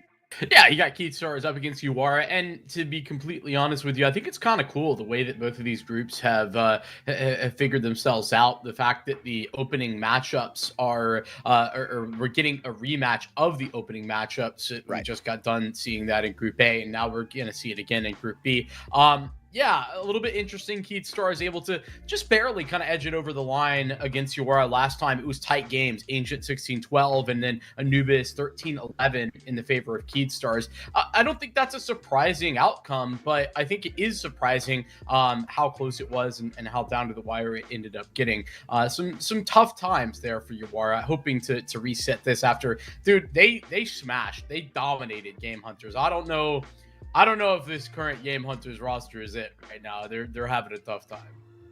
Yeah, I certainly agree, man. That first game that we got to watch with BK1 the other day was quite rough, and we were definitely singing his praises, and even the best of three that we just had on stream before this, of course, with Isurus going down in a pretty dramatic fashion. So Yawara looking to avoid that same fate. Stars on the other side with who knows how this is being called, maybe by committee. Everybody's ideas is equal to this thing, but certainly it maybe points to, I don't know, Zareba, you were saying that's a laughable matter. I don't know. He was kind of underperforming in the first game, so that's the consequence of that. I don't know what to say. It is what it is. Love you, Zareba. You'll have a chance to bounce back here this afternoon, but excited to hop on, of course, to the rematch like you're talking about.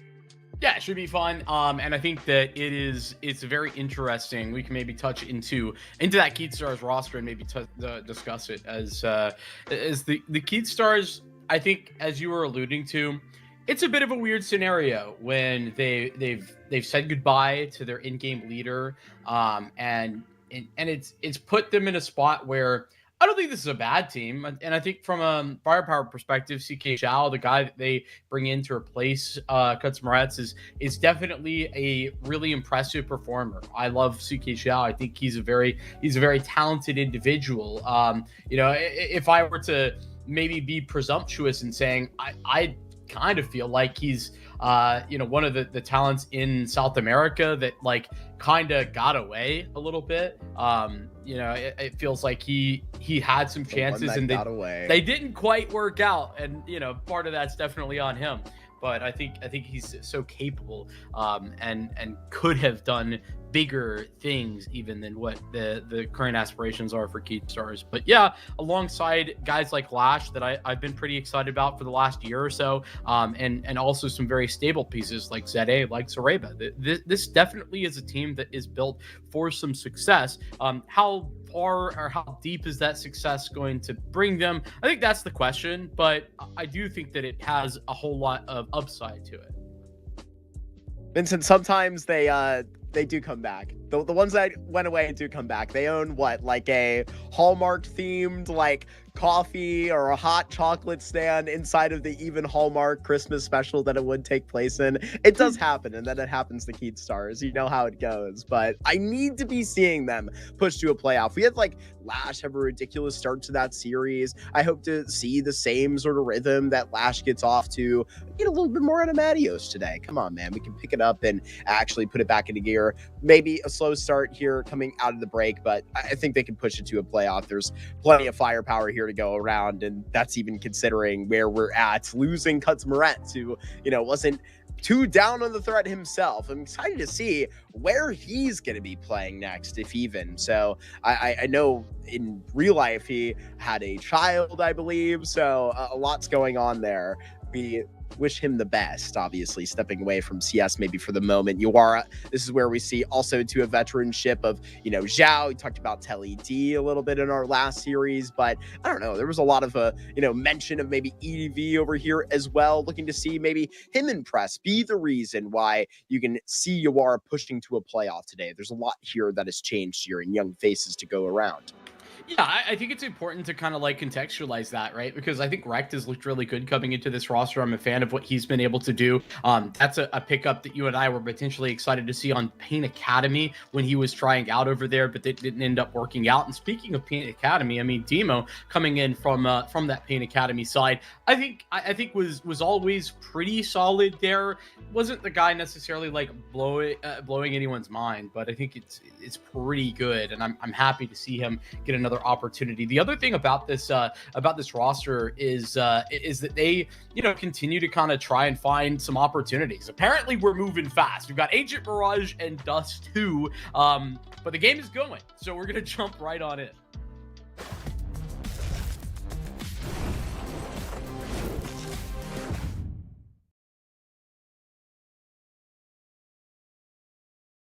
But is geared to immediately into another Ancient. Not too sad about it. I might have sat in this seat at one time and maybe had something to say about that, Vincent, but I don't know. It was quite quick. In our last series going down, packed it away. MIBR Academy made it look good. This is where, it can be great at the beginning of a series. LED checking with those dualies. Out with Zareba. Big gush around that corner. EDV, I guess, just gets to warn the rest of Yawara as to what is coming through here, though. LED surviving in that original altercation does mean that he can come back to the site and help out. Demo ends up empty-handed. Keystars are hitting this Ancient hard. Dude, I mean, the fact that they lost an individual on the forefront of that, and then they've still been able to break back in. EDV on that goose, as you said. He's the one sitting with the kit, and Rect is far from this retake. He is, in fact, not going for this retake. I don't love that. I don't really love this. Come on, give it a try. Like, I know it's a 2-on-4, but this feels a little bit crazy to me. Regardless, Keatstar is going to bite off a little bit of success at the beginning of this Ancient. And I think for Keatstars, their takeaway from the opening matchup against Yawara, understanding that they won 2-0, is probably that they needed to do better, that needed to be a little bit more dominant. Keatstars last season, I think, would be winning this most of the time. And winning it pretty one-sidedly. But it wasn't that. So I think that if Keatstars are looking to correct the record, it should be in that fashion. And on Ancient in particular, as we run things back like we did before, I think it's really got to be a much better performance on this T side.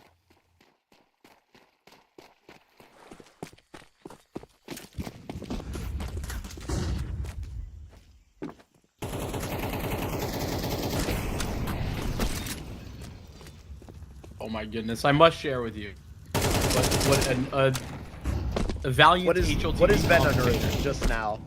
A valiant HLTV commenter has said. Oh. Commenter storms it. Teledonk and his friends will revenge themselves. That is. Oh, I love that it. Is ultimate. I love that. It's incredible. Maybe, hopefully not ultimate the player, just like leaving ghost comments. That's not ultimate what I meant by that. That's just my rating. Timo jumping into the site. Zayday gonna get some money. The gauge out. Didn't get the plant, but it's the thought that counts. He was putting in that effort. Keatstars fly over those pistols. Right back into the pond and T-spawn. You're putting in some effort too. I mean, that didn't go nowhere. It wasn't nothing. Are gonna also want to be kind of recovering themselves from that situation last time out where they worked so hard to get the lead, struggled in OT.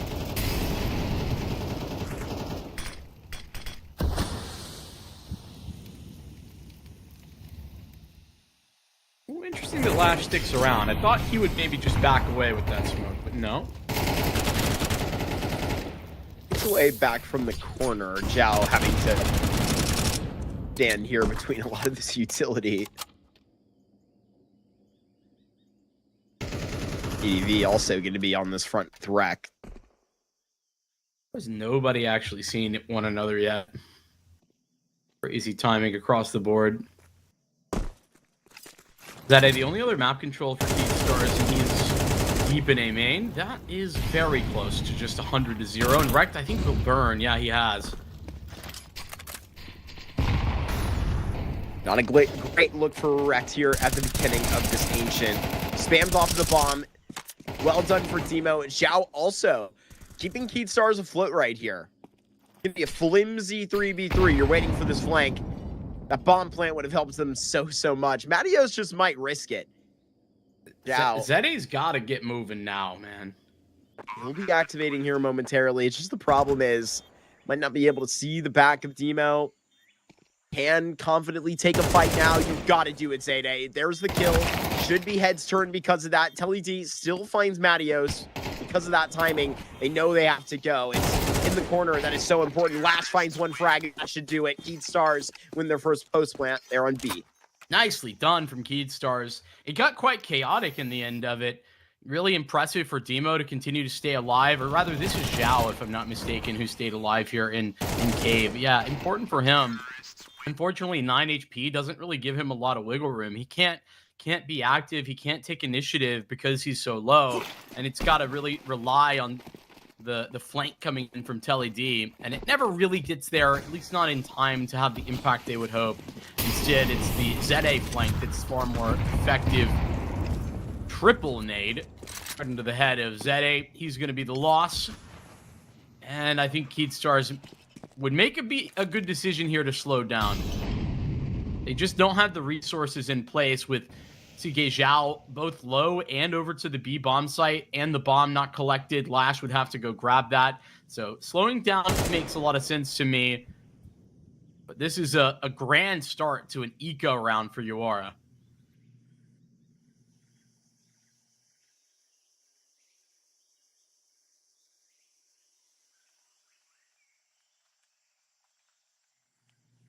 Lash gonna walk this way. Shouldn't be too much danger. Here is the group in middle, but you do not want to go down 3v5. Matios gonna try and feel that connection. TLED honestly slips in a really nice kill. Thing is, should be overwhelmed here momentarily unless Telly hits a couple of impressive shots. Taking contact for Zhao here is probably not the way this should have went.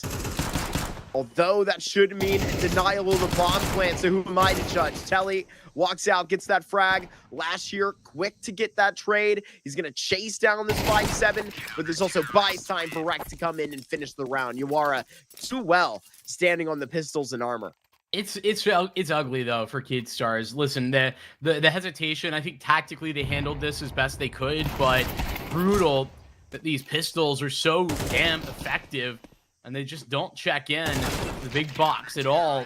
Zhao given the opportunity to deny the plant, and Yawara can never, Cade can never get back into the mix. Strong start, cut at least a little bit early.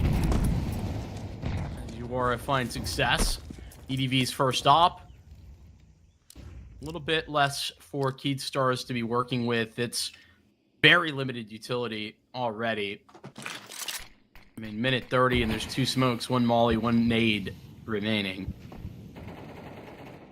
Given mid control, but they still have to contend with TLED. Telly should be fine here, unless this is just a nightmare. He hopped into the fire. All he had to do was back away. Skalil right up on the railing should send Zhao packing, and likely the rest of Yawara. Bad way to follow up that nice victory on the pistols. This is a nice moment for Keystars to take back control. I really don't like that smoke. That smoke that I think it was TLED who was back of Donut. I don't think that's a good smoke that he was throwing. It kind of feels like it would be good because it covers both the donut entry there from middle, and it also covers the push into the A side of donut. But I just think that it confuses things. Ends up getting both of those guys killed in the process, and thankfully EDV gonna get a kill on the save, and otherwise everyone else survives. So 3 survivors for Yawara, gonna keep this economy rolling. Yeah, I don't know. That's just, it may have gone as perfectly as possible for Keystars, but that smoke doesn't really leave me feeling great.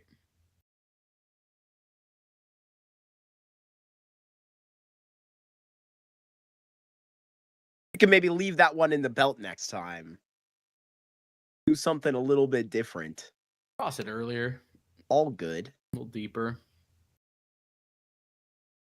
Maybe more of a breakdown in the setup rather than the reasoning in the moment. Either way, Yawara take attack right ahead of this gun round. This is the one where, to be honest, even if they lose, they aren't completely broke. Like, they might even be able to buy after this. So this, they've got more than what it looks like. Nice adjustment from Zede. The start of this round was looking good. Unfortunately for him, it's an instant refrag. Telly D will put him out, and so these B players are all that's left for Key.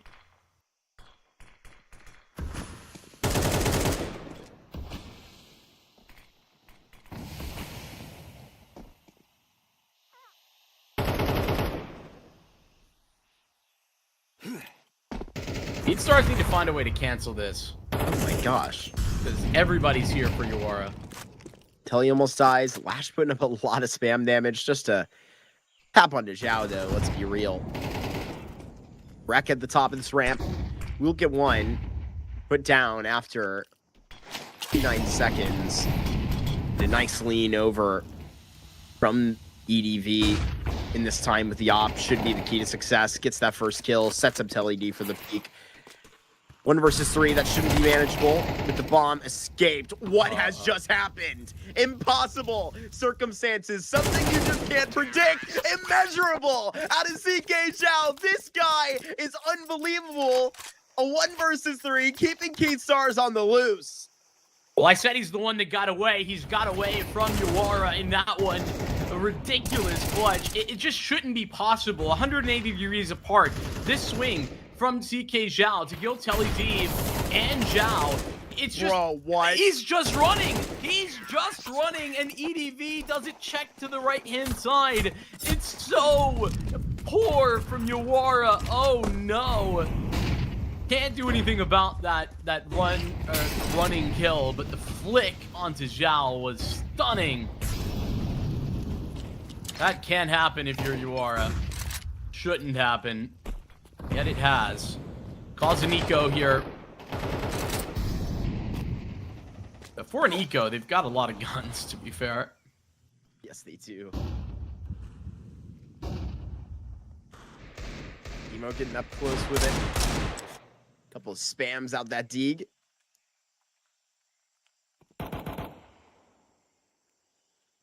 No way they check into Zhao. Try. Nothing to do with Flex set him up. Other than his own intuition, nobody back in middle. Other than Matios with the faux rifle. Checks back to it. Will look and lock up a kill. This will set up a 4 versus 4. Yeah, however, due to the positioning and the rotates, I think they're good. Unless there's just some very fortunate spam here through the smoke. Luck should be on the side of Yawara now, based on that 1v3. Come on. Please. That's not how luck happens, by the way. That's actually true. You make your own luck. All right. You know, you put yourself in lucky circumstances. You do the hard work, you'll get lucky. That's that's the American dream, baby.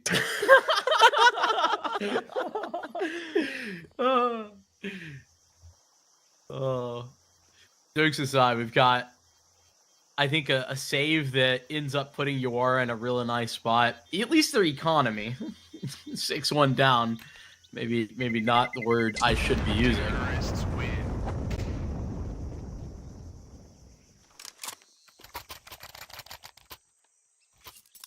Truth be told, that 1v3 from CK Zhao, it almost feels game ending.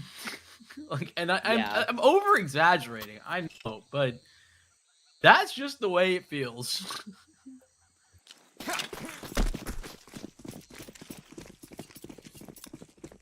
It really is a crazy cut.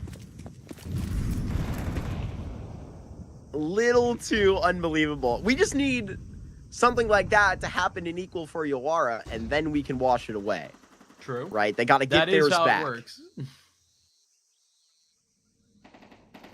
Equal and opposite reaction. You know what it is. Science and stuff.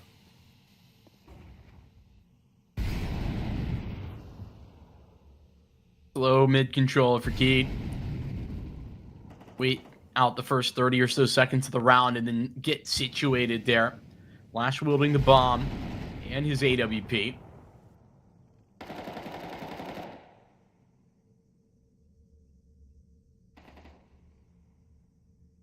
How's got a timing?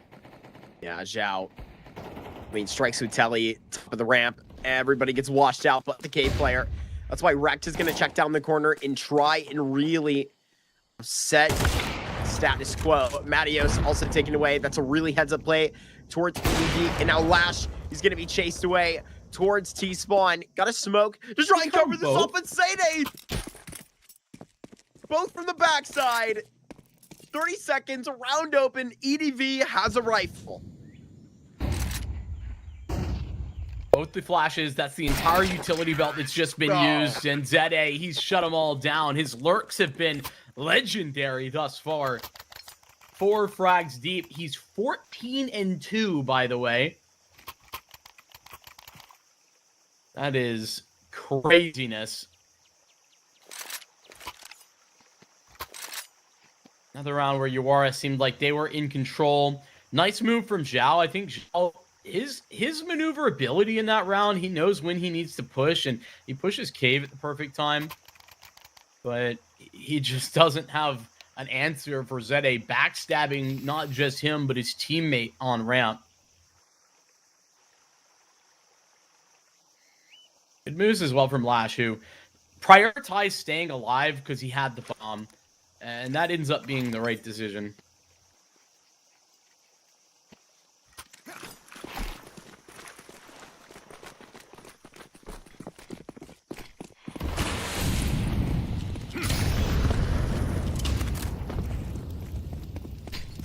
Sees a dry corner of it. Ash not gonna know how close somebody got. CKJ. No way. This is. Honestly, I would have been pretty upset there to see that kill come through. I'm happy to see Telly D stand on business there. You are? Rotus had a sixth sense. If I'm CK Zhao, I'm thinking, how the hell did I lose that? Oh, yeah. How did I lose that? I'm just saying the universe came through there. UDV started on this A site waiting somebody to walk by. I remember that Lash performance from first go around. Plenty of times here on this Ancient. Plenty of woes he's going to have to walk through. Burning out of it, and Zareba's absolutely going to dome him for his first frag at Ancient. Another one of those from EDV where I don't love his decision-making there. Bomb's still heading A, but it's a split. Time for this smoke to fade. Can't walk away from that alive. Dope. Smoke for CT. About to say the same thing. Gonna use the molly in essence. Just try and put it up before they can actually push out. Zareba will take down Rekt, and that might be the round done. It's Zhao that falls into the arms of Lash.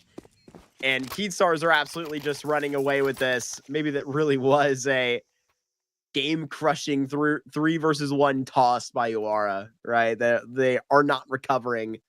Let's give CK Zhao more credit because it wasn't a toss. Yawara positioned well. They did. CK Zhao just did unspeakable things. Precisely. Yeah. That's a credit for Keatstars too, though. I mean, that was a really nice mid-round that we just saw from whoever's calling. I think they handled themselves nicely. Surely it's Zareba. I gotta imagine. Maybe that's some of the news and information that we're getting over at hotspawn.com. To check it out, make sure you do as well. Eco, unfortunately, Yawara doesn't have a lot of teeth. Obviously, 5.7s. We know how deadly they can be. Correct has the one rifle. That one's over towards middle. Isurus pulling the pin on this A hit. Molly up to the top. Misses. Gonna completely smoke out on that though. Demo didn't even go. I don't know if his priority there is to wait for a flashbang out of somebody that's not even close. Timing just didn't appear, so it seems he'll disappear in the same sense. Matios finds Telly. This is a nightmare on skates. And away is wrecked. EDV did have a flash, so maybe that's what it was. Or maybe they're just hoping that they won't check it. Nice pathing, though. Keatstar's execute actually was really good. There was one mistake, and somebody mistimed something. So the initial flashbang to get them out of A main, everybody was looking at it, so they got blinded. But after that, I mean, they still took the timing. They still did well. The Rex gun will very much stay in his hands. He's not under threat. Unless they just sprint at him, but it doesn't seem like Keatstars have any interest in doing so. Spiraling out of hand and maybe already gone. This half and maybe this map for Yawara.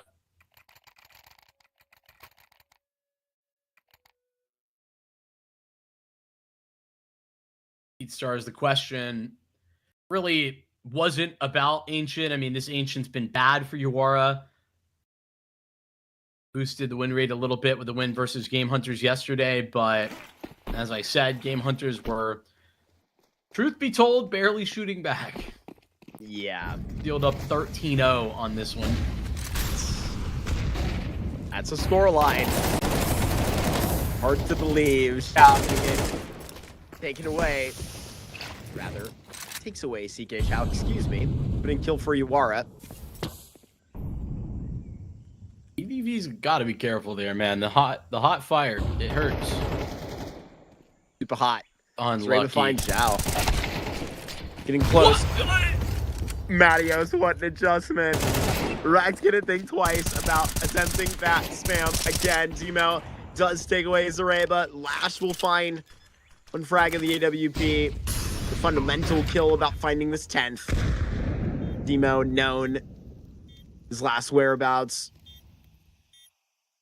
Matios around this smoke. Hasn't actually seen him, but there it is. The spam. Matios will finish the job. What a damn round by Matios. We can get a replay on Matios's POV right there. I would be eternally grateful. Bro, he just Actually, hit the I don't most want to see incredible flight. Don't show me. Oh, the horror. Dude, you gotta decide. Gotta decide. I'll pass. Nope. Yawara have passed on this half. For the most part. One singular round. That's it. Hopefully they can add a second. 2 FAMASs, an MP9, and a couple of M4s to do that. You know, I didn't think it would be very easy to perform worse than Isurus, though. Right? Like, that was a really poor performance. This is bad as well. Really bad. Bad. So bad. It's all right.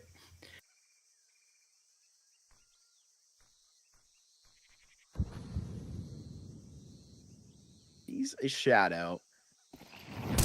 Gotta find him right now. And Timo has only a single. EDV will be here. What is the point of this? Where were they going? Because Keatstars, they certainly weren't going A. Put the bomb there. And then took it away, but they the bomb was an elbow. The players. The whole time it was an elbow. Not mathing. Cuts, where are you? Say, hey, find that headshot onto Telly. No. They don't need a plan. They don't need a gotta plan. kill. They know he's here. Still will find that. EDV on the hunt. He smells blood. Back towards the big box. Don't do it again. This was how Yawara won their only other round. Thinking is in A main. They're both gonna line up. 9 seconds left. Gonna be on the way here. Zayde, an impossible fight. Can still win it first. No bomb plant time. It's back to back. EDB. 10 rounds apart or whatever. It's exactly the way that Yawara win both of their rounds. Is an unchecked man at big box. Once on a pistol, once on a force. Those rounds is just not enough, though, on the CT side of Ancient.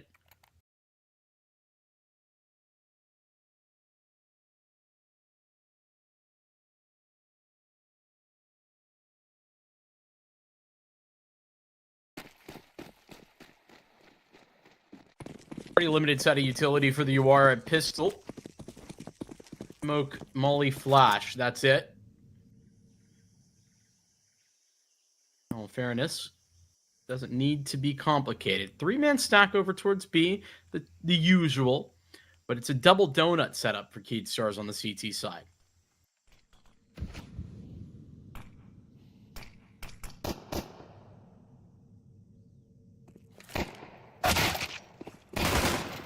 Silenced. The Zayde won't be. Walking to him. These dualies will really be a threat. 20th frag. Goes down, but a fresh 3v3 here for Yawara. Scooped up around in the A site. Why not 2 in a row? Why not 2 in a row? I'll give you 2 reasons. Out of these dualies for Shike Zhao, who are put away. Nothing to say for it, but Lash, instantaneous shot onto Donut, and they know where Demo remains. Walking into Donut, just want to press the problem, gonna circle it, and just try and end the round against the clock. Lash can't hit the shot, chases him, and gets it. Is there enough time for the 10-second defuse flash? Can it be close? He has got it. Unbelievable. Stand from Keydstars here, who move up to 11 rounds on this Ancient. They are absolutely blowing out Yawara. Oh, ridiculous. Those 2 shots from Lash were so insane. And then, you know, a little bit of a whiff. Nothing crazy there. Goes for the other weapon. Both of them take a little pause. They say, timeout, guys. I need to go collect the gun on the ground. And they come back to it a moment later. But Lash, whew, good for it anyway.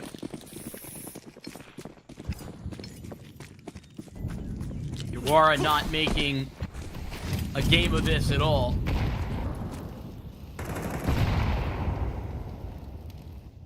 First buy includes Zhao. He's the only rifle.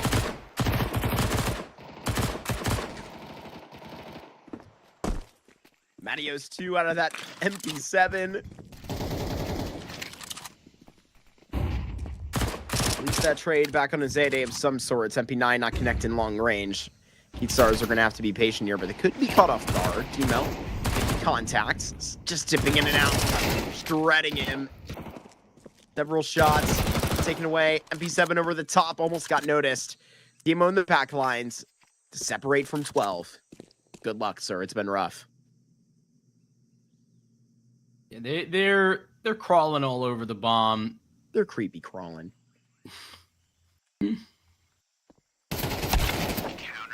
And they've got him dead to rights. 20-5, man. Zayde having a stunner. Falling on him for no reason. Well, you really got to put up the triple-double and the blowout, stun on him? Well, Mark, what comes first, the triple-double or the blowout? True. Bro's just going for the win. He's just going for the win. And who can blame him? This is the consequence. And who would blame him? Not me. Not me. Superb showing out of him. Sareba's also recovered his scoreline. Looking like James B at one point in this game. You know what I'm talking about. Yep, certainly do.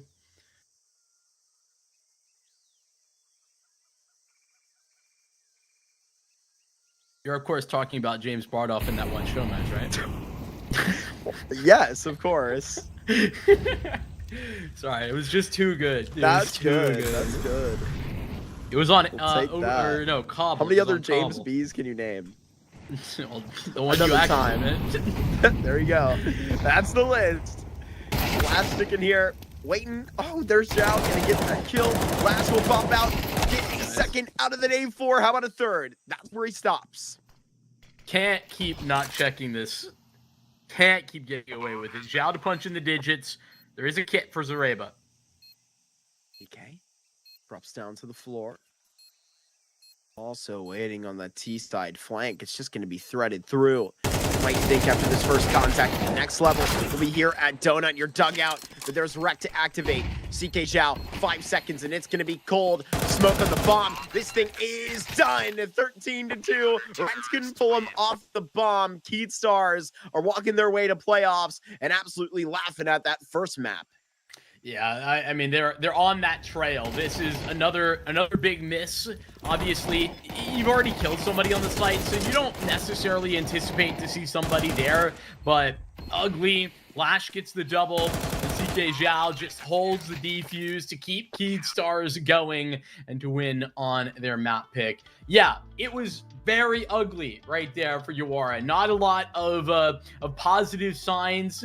Honest and truthfully, not a lot of signs of life is the sad part. And I incorrectly mentioned earlier, I was like, they ran back a little bit of the Veto. That's not the case. I was forgetting. They played Anubis last time. Yawara into Mirage this time. I don't know. I think that's definitely a more confident pick at the very minimum. So I do like to see that. I'm not so happy, though, about the form we're currently seeing from Yawara. Yeah, you can certainly say that. I mean, you are a win and play a lot of Ancient, a lot of Mirage. So I think that's going to be like a confident next step. Like when they stabbed it into the beginning of this tournament, for example, they really did well against GameHunters. Don't know if that's too fine of a line to be putting up, if that's showing level of play right here. But I mean, towards the end of April, beginning of May was one that they were, very consistent on, to be honest. So I'm judging by that. And now, judging by what we just saw, Vincent, that is very telling. I mean, it's really hard to lift yourself back up into a series after that. There's little to nothing to look back on and really say, there was energy, there were moments, there was nothing. Yeah, this wasn't a pretty show. And to be honest, if the individuals don't start playing a little bit better, Mirage isn't going to be much different. That, though, is going to be coming at you very soon. We're going to take a quick break, and then we'll jump into Map 2 when we return in 10 minutes.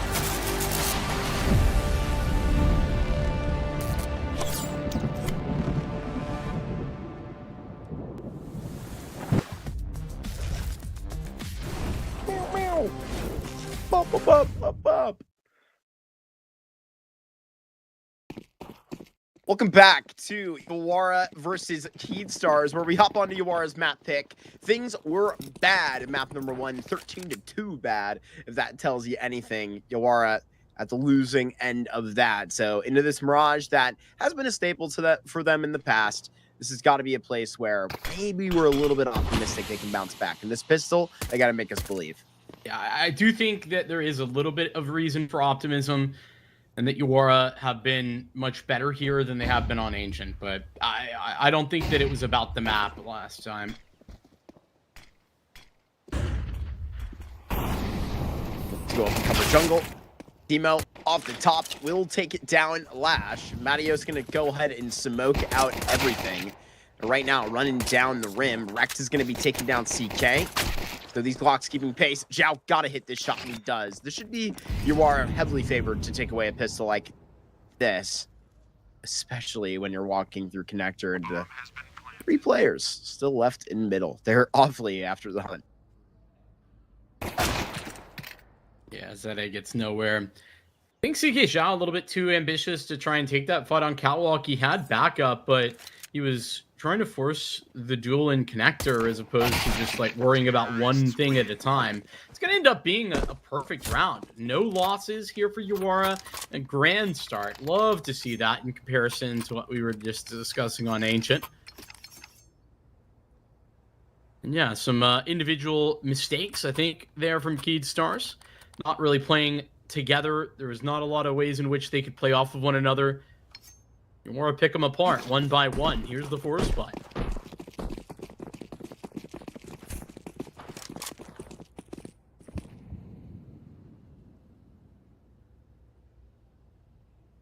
Already made up half of that Ancient scoreline, baby. Let's go. Only up from here. Yeah, it really can't be much worse. I'm rubbing it in. I'm rubbing it in. I mean, that was terrible. It is what it is, though. Can get worse if you're GameHunters, though. True.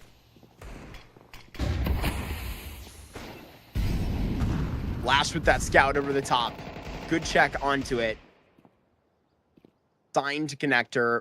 Bomb still out here on A. It will take that flash. Doesn't go deep enough for CT. Just still back behind triple that positioning. Zayday does catch a really good trade. They needed that kill. I'm a little bit worried. Obviously, Demo's in a great spot for the post plant, but Zeddy's going to be a threat. Still waiting for him too. Middle or back to ladder. Knew that had to be the fake. Wrecked. Now going to see those pistols walking out. Matteos' barrel also spotted. There's Zareba. Going to be taken away. Those kills come through all onto that scout. And it was flashy before, but it'll have to fold. Runs back into CT and it'll try and keep itself sturdy. Will survive. Yawara go up by 2. There you go. A 4-on-3. It did get maybe a little bit more questionable than you would have thought, but Yawara really mopped that up in the end. And I think that their attention to detail was really good. It's more about, you know, understanding what or where these bodies are coming from, and Demo handling that mid fight nicely. He's just not over peaking. Important for him to be a threat whilst not overstepping. So get a couple of deagles, but this is going to end up being a B stack where Keedstars seem unlikely to be successful. Though they hang out on B for all of 5 seconds, and now they're sprinting back A. Makes sense now as utility comes flying. Lash consistent with that scout. Gonna go and take away 1, right? More than that is going to ask a whole hell of a lot. Deagle still in the sight. Zareba with the USP. He's just gonna have to take contact. Matteos taken away. That Deagle still delivers. Keeping pace though. 2-3 versus 3. But now it's Telly that's going to walk up connector. This bomb is just left ramp. They don't have to commit A if they don't want to. No, but and even more so, they're just all in CT. It's just not a position that I would expect to be successful. Would have to be on this scope. Have they forgotten about it? Now they've confirmed it's still around. Are they afraid? Scoutable on both dimes. Just got to get lucky. Flash back to it. Sees him back to default. Spam not going to hit home. Flash up in the air for a transition. Nobody actually out here for the taking. Very aware of how dangerous this is. Wreck's going to bury him in CT. It's a good start for Yawara. And we're specifically looking at this man's number. Wreck's had a rough map 1 in comparison to the rest of the group. We got to see him continue to prove it as the newest man on this team. Yeah, he definitely did struggle. 3 and 9. The 0.41 rating is it's kind of absurd. 30 ADR. So definitely just rough not moments too that we can anecdotally press on. Yeah. Hard to be too critical though in a 13-2 performance. Correct.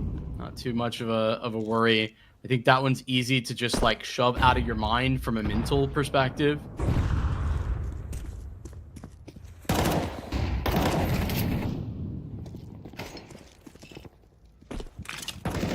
I was hoping he could bait Lash in, and Lash does get baited in, but it's no fight, no vision required for anybody there. First gun round for Keed Stars. Try on util. Oof, Lash on the EDV. The knee's gonna come past. A minute is already ticked off of this clock. Lash is looking legit at this map. To the first press with the op. Scope's been sturdy throughout this whole thing. Zhao, a confirmed kill on his 8A. Zareba getting crazy. Hops out of window. I don't know if anybody heard him right now. Surely TeleD is aware of it. Walking this way in connector. Gotta worry about the top of it. Does find Zareba. All of this round goes to Lash. Finds that. Now people are trying to jump up into window and just scare him. Here's some sprinting. 15 HP though, gotta take a confirmed fight. Timo should have just got eyes on. Now walking out of van, a stunning headshot there by CK Zhao, holding up the A4. 21 seconds left, and TeleD doesn't want a piece of it. Why not? He's frustrated. He's breaking pots. I don't know why he didn't at least Legend of try. Zelda. How many rupees did he find? Don't break that other one. The red one is in there. Were they all red, or were like the good ones red? The good ones were red. Okay. They were green, blue, and red. Green was the least. Blue was like 10, and I think red was 50. I only played a couple. I played like one on the DS. I think maybe another, and that's not even the true Zelda experience, though. They were the bomb. I played. Then, I played one on the NES. There you go. Ours were on the GameCube. And I say ours, my brothers and I. That was my one other brother. Like, that was the little brother gamer origin moment. I watched him play that, and it was some really interesting, like, 3D animated Pokemon game with Luigi on the cover. I can never remember what it was called, but it was peak. I'm not the guy to ask. Them. I don't know anything about Pokemon. Sorry. It was a good era on that GameCube, I tell you. Didn't have CS though. Missing staple. Boy. Didn't come around to the consoles till later. Back at the same site. Didn't have to wait long for that. ShindeN getting a kill. Matios also gonna chip along for this. This really ceased to be a standard A hit. Matios is just gonna warm his hands, be quite happy that he's getting pulling away another there. I believe it was delivered through the smoke. LED's on B right now. Not that that should change the outcome of this round much, but because it's currently being WAD, Zareba's got eyes on. But keep that in the back of your skull. Well, now it's in the front. All eyes on TeleD. There it goes. Dude, I'm gonna remember that forever. That is amazing. It's so funny. TeleD. Shout out that guy, because might be TeleD's #1 fan, or also his alt account. He's like me with Gafolo. Might be, yep. Might be. Gafolo. Gafolo. I think they're in the semifinals of Did they make big it? Draculand tournament. Yeah, Super Draculand. Super Draculand. That's gotta be not okay. That's what the vampire says. Bro's checking me. Keep me on my toes. I appreciate it. Reba. How much of a bloodbath is this gonna be? How good are we eating? Get it? Come on. My bet's on the high here. My bet's on the over. Please get the Reba the money. Ooh, and Nate took one away, so Reba with 3 kills here. Does go away to the pistol. Boom. He's going to go away to the detonation of the HE. They can do it in every count, and they can count it up to a tie. Third back for Yawara. Rather, Keatstars, excuse me. Excellent utility out here posted on the CTN. I mean, this never had much of a chance. Glockson to be on a timing or on a rush. It's always rough. Stars looking to be back in control off the back of some good shooting from Lash, and even more of that. Zhao. I don't know about that fight. Zede really keen to take it. Practice dealt with Matios on the A aggression. A 5-on-3 instantaneously. Yawara should have this round locked up. They just got to complete it. First check. Smoke will be put down inside a window.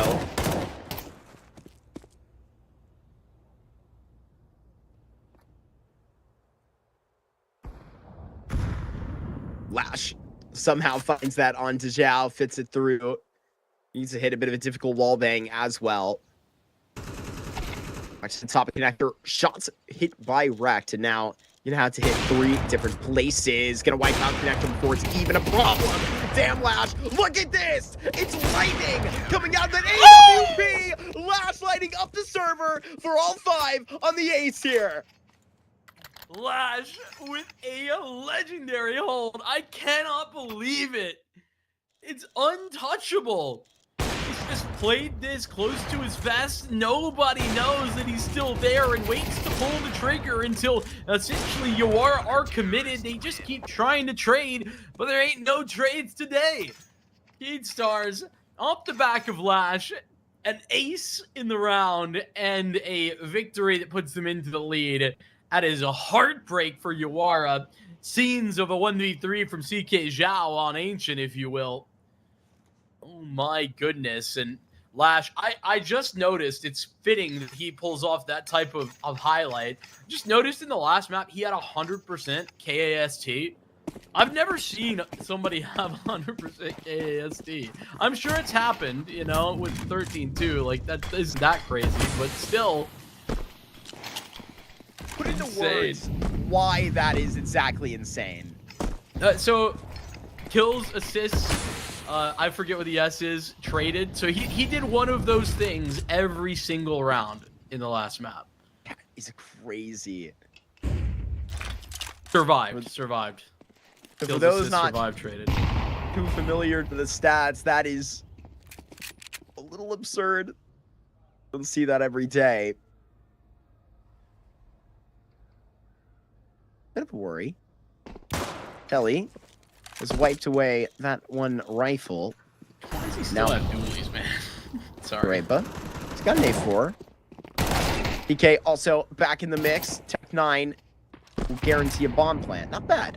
Not terrible. No bomb plant. Immediately going to be double upon with the utility. Rect will pull this in an expensive term. Thing is, they got to be careful. Rect. This would be a valuable clutch. Knife pull, trying to gauge some distance. Didn't even notice Telly. I thought this was the clutch. Now it really is. You know what you're in for. You're gonna walk up. We'll tap to the bomb. Smoke, there's distance here on the right side, and Lash is gonna see your shoulder. Even ends the round here on the rifle. Did Telly D make noise? Like, how in the world did CK Zhao have that read? He must have made some sort of audio cue, which is devastating for Telly D. I think he would have assumed that, based on Rex communication, that they were like on the site itself. But not the case, and so his flank just goes nowhere, and that flank had to get a kill for them to win the round. So, tragic as it may be, Keatstar is going to succeed, though at a cost.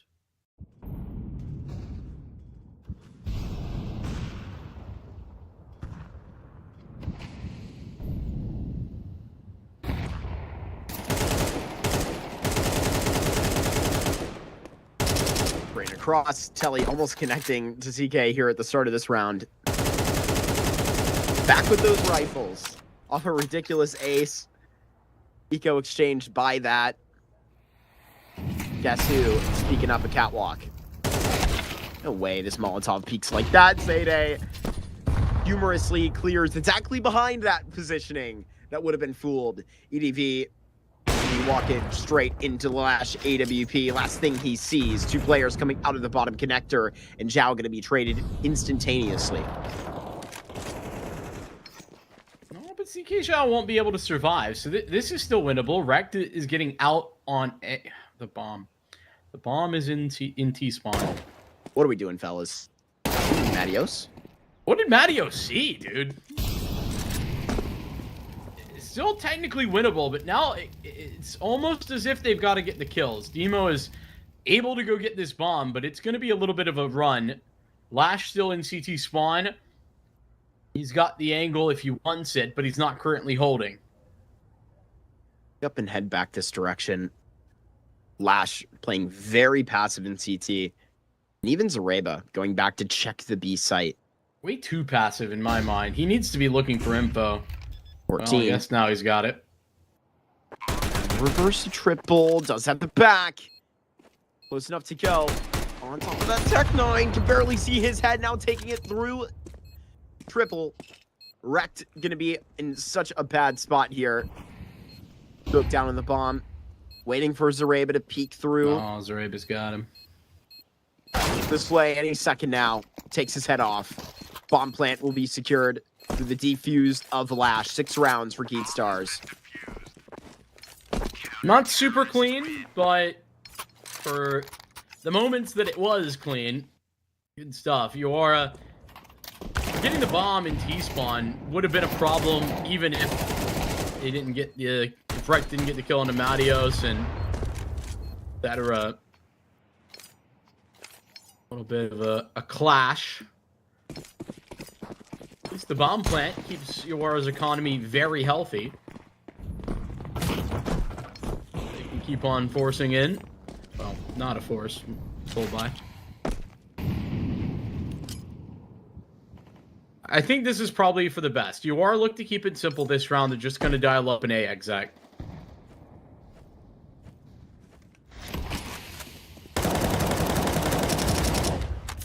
Matios drops Demo down to 10 HP, sneaking out of Palace.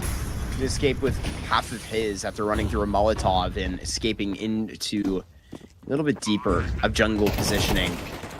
Good enough time for the rest of this group to go and check for the lurks. ZayDay won't have the opportunity to return that kill. Actually submitted here by Telly. Where Telly's headed next is beyond my concern because with half of this bomb to tick, him still being in apartments, he is leaving the rest of Yawara out to dry. EV contact from inside of ramp. Bomb is going to be so close to a timer here. Rekt taking shots out from CT, and now that's their next concern. Telly gonna be on the way here. 7 seconds left. This thing will not go. Yawara, wrap it up. Rekt having a phenomenal game, and he's cleaned things up there quite nicely. Yeah, Telly D, I don't know about all that, but his kill and underpass pretty impactful. It forces everybody to go through CT and makes it harder for the jungle players to activate because they're worried about the potential for that lurk to come through. And I think Keystar's reaction to that was pretty quick, but it still took them a lot of time. And that's why the timer was such a concern from top to bottom that you kept mentioning. Yawara pulling out their first round. I think that's in 6. Yeah, it was 3-0, so it's been a 6-round stretch here for Keystars. It's gone very quickly. Finally interrupted. Ellie flashed around this corner. There's Lash with the op. Goes up, fades away. Gonna get boosted to that next level. Matios gonna spam onto Zhao. Demo gonna be here well within the mix on this B side. Lash gonna go face back into the pillar. This is Lash burned to bits. doubled up on the Molotov. Still even have a man on the boost. Long range for that Galil. And ZD gonna be gutted. It's also Matios back in the mix. Gonna reach for a really good kill, but Demo just flattens that line. CK Zhao, time for a classic moment. Gets that first kill. We know he's good for a clutch. Thinks he's gonna be appearing an empty pillar. Not so far off the mark. Demo a little bit further in this site and crouched into it. Smoke might go straight onto the bomb. CK Zhao now perfectly tees it up, takes him in the backside. Demo had cold feet. 7 rounds here for the Keed Stars. Nicely done from CK Zhao. He's a little bit jumpy there inside of the smoke, but his concern for not, as Demo plays really passive, he's not searching for information, and the hesitation pulling out that smoke actually works well for CK Zhao, because it's in that moment that Demo's like, okay, well, if he's not making a move, I've got to make mine, and that's why he's back turned. So, bit of a tragedy for Demo, that is. A success story, though, for CK Zhao as he seals up another clutch like in Ancient.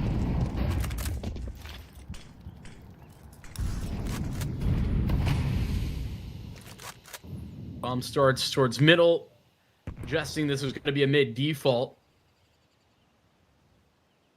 2 players underpass. That certainly seems what it is. Another A aggression here for Keed Stars.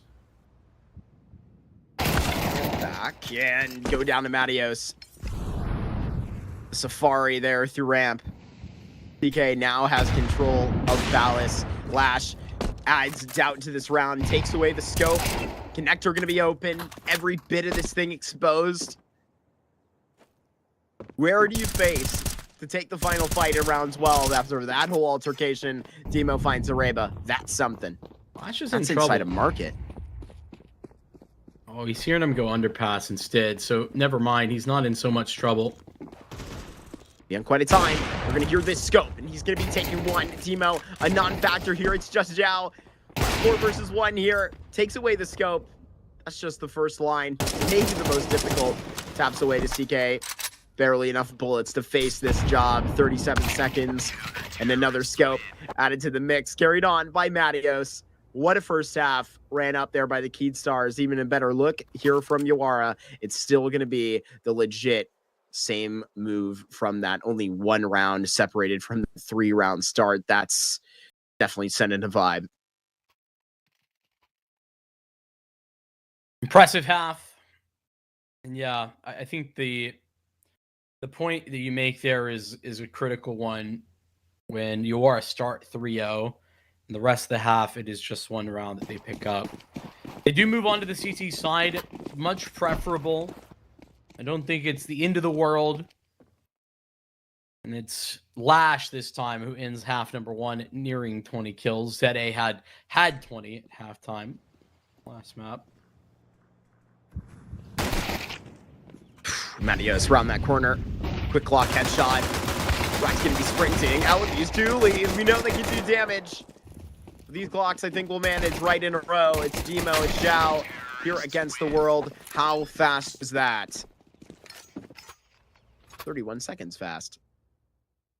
Yeah, I don't know, man. I think that Wrecked is just an over peak. He's so committed to like swinging as wide as possible, and he swings into more players. That's actually my biggest gripe with Wrecked currently on this Yawara team, because you can see his like skill, right? He's very good from the aim perspective, but his decision making really needs to get some work, and that's one of those moments of that decision making really punishing him. When's the last time I saw this? 5 players in middle, or rather in window.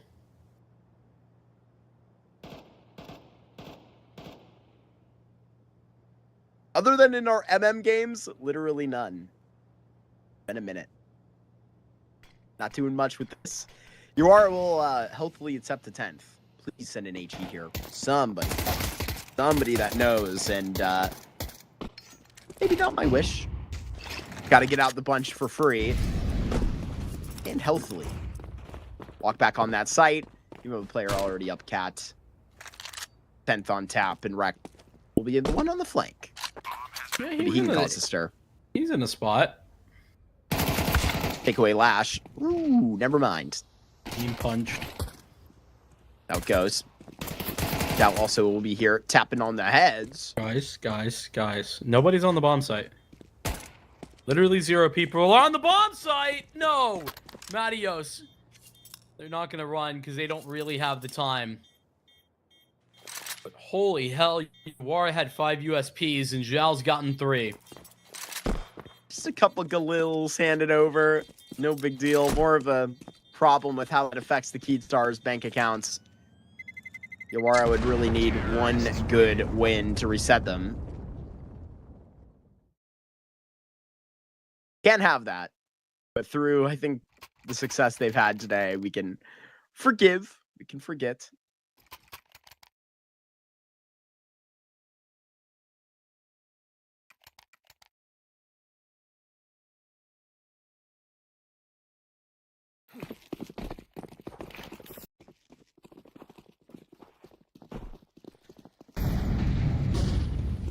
Tough scenes here out of that round for Keystars, but otherwise, quite quality game. AXX on the way. You are playing for mid control. Means fast rotations, but not a lot here when this hit comes through. Jao connects on the Matios. It is connecting. Being stood for a minute. What are you gonna flash in the 20 HP CK Zhao to die? He's currently looking around that smoke. They want to activate. They want to catch something before it comes. Hop out of that CT smoke. We'll find Lash. It's a big name, obviously, to go ahead and ajar from the round. Mac 10 in the corner. Wants to try and confirm more than 1 kill. 4 players here. CK has to be right into a stir. 2 kills confirmed. And right now, this is improbable. He's gotten him out of trouble. Zayday to the B side. And how has he done it? No utility. There's 1 kit here for EDV. They're not going to go back. No, they are. They're going to tag team up here. Could be good.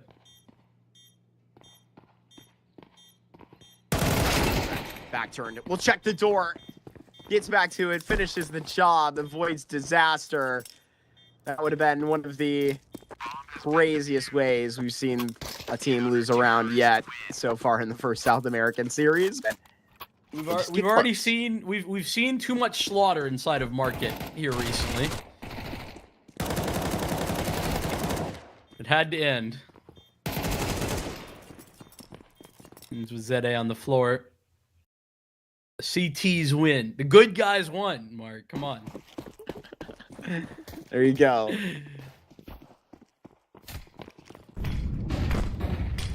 See how much more they can take.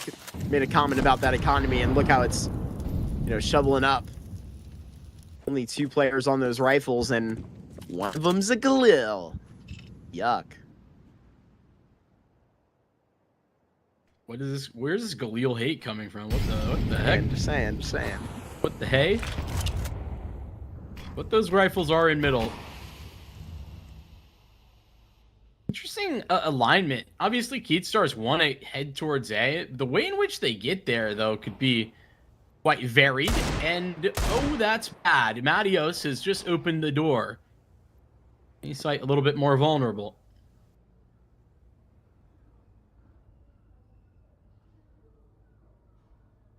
Now waiting.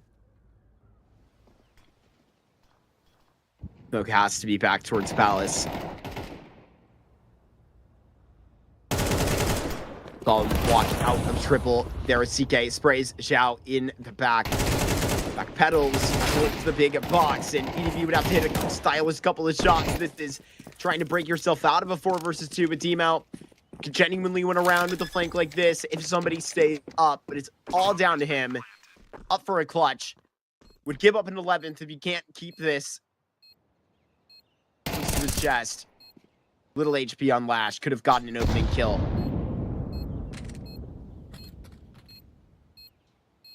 Bides his time. Contact to Palace and a CT. This is a 1 kill confirmed on the Lash, but nothing more than that. The 4K out of CK Zhao. 16th kill inside of this map alongside Lash's 20 performance. You know who's leading the pack. 11 up here. 2 more they would have to put in to put out to a playoff. Yeah, this ends up being a really frustrating position for Demo. I mean, because he's got the flank, but nobody's exposed to him. They're playing CT, default, and in Palace, so he just doesn't get any advantage from being on the flank because nobody's there, nobody's back turned, nothing at all. So the economic pendulum continues to swing back and forth. Yawara break through with that one round, but Keydstars immediately force buy, and it with 2 rifles. CK Zhao, the one of them, his AK gets 4 to win.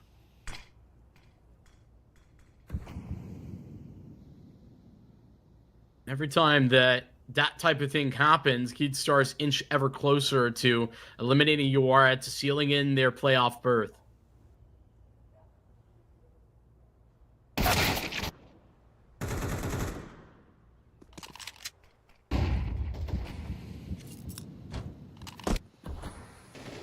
Demo audibly back up into chasing what was appearing inside of apartments.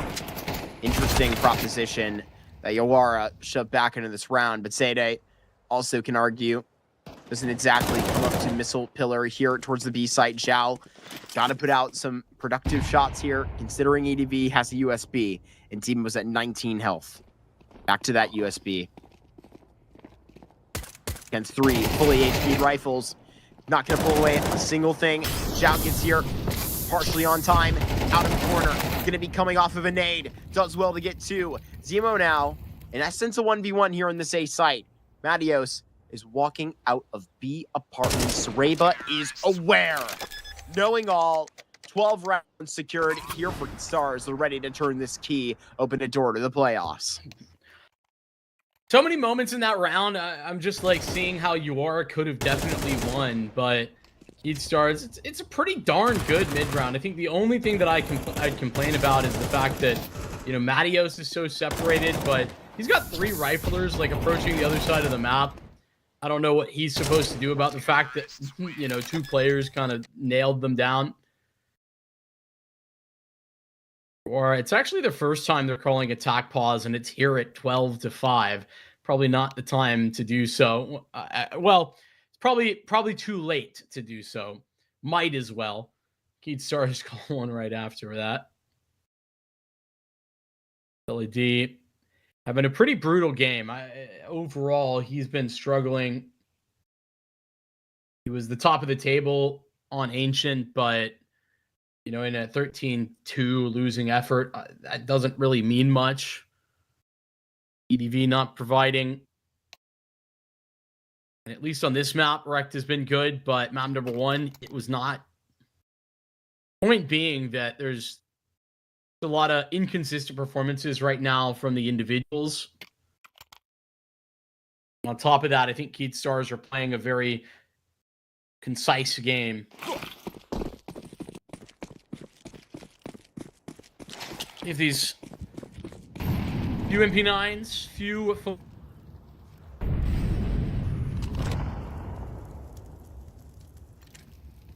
they can do the deed.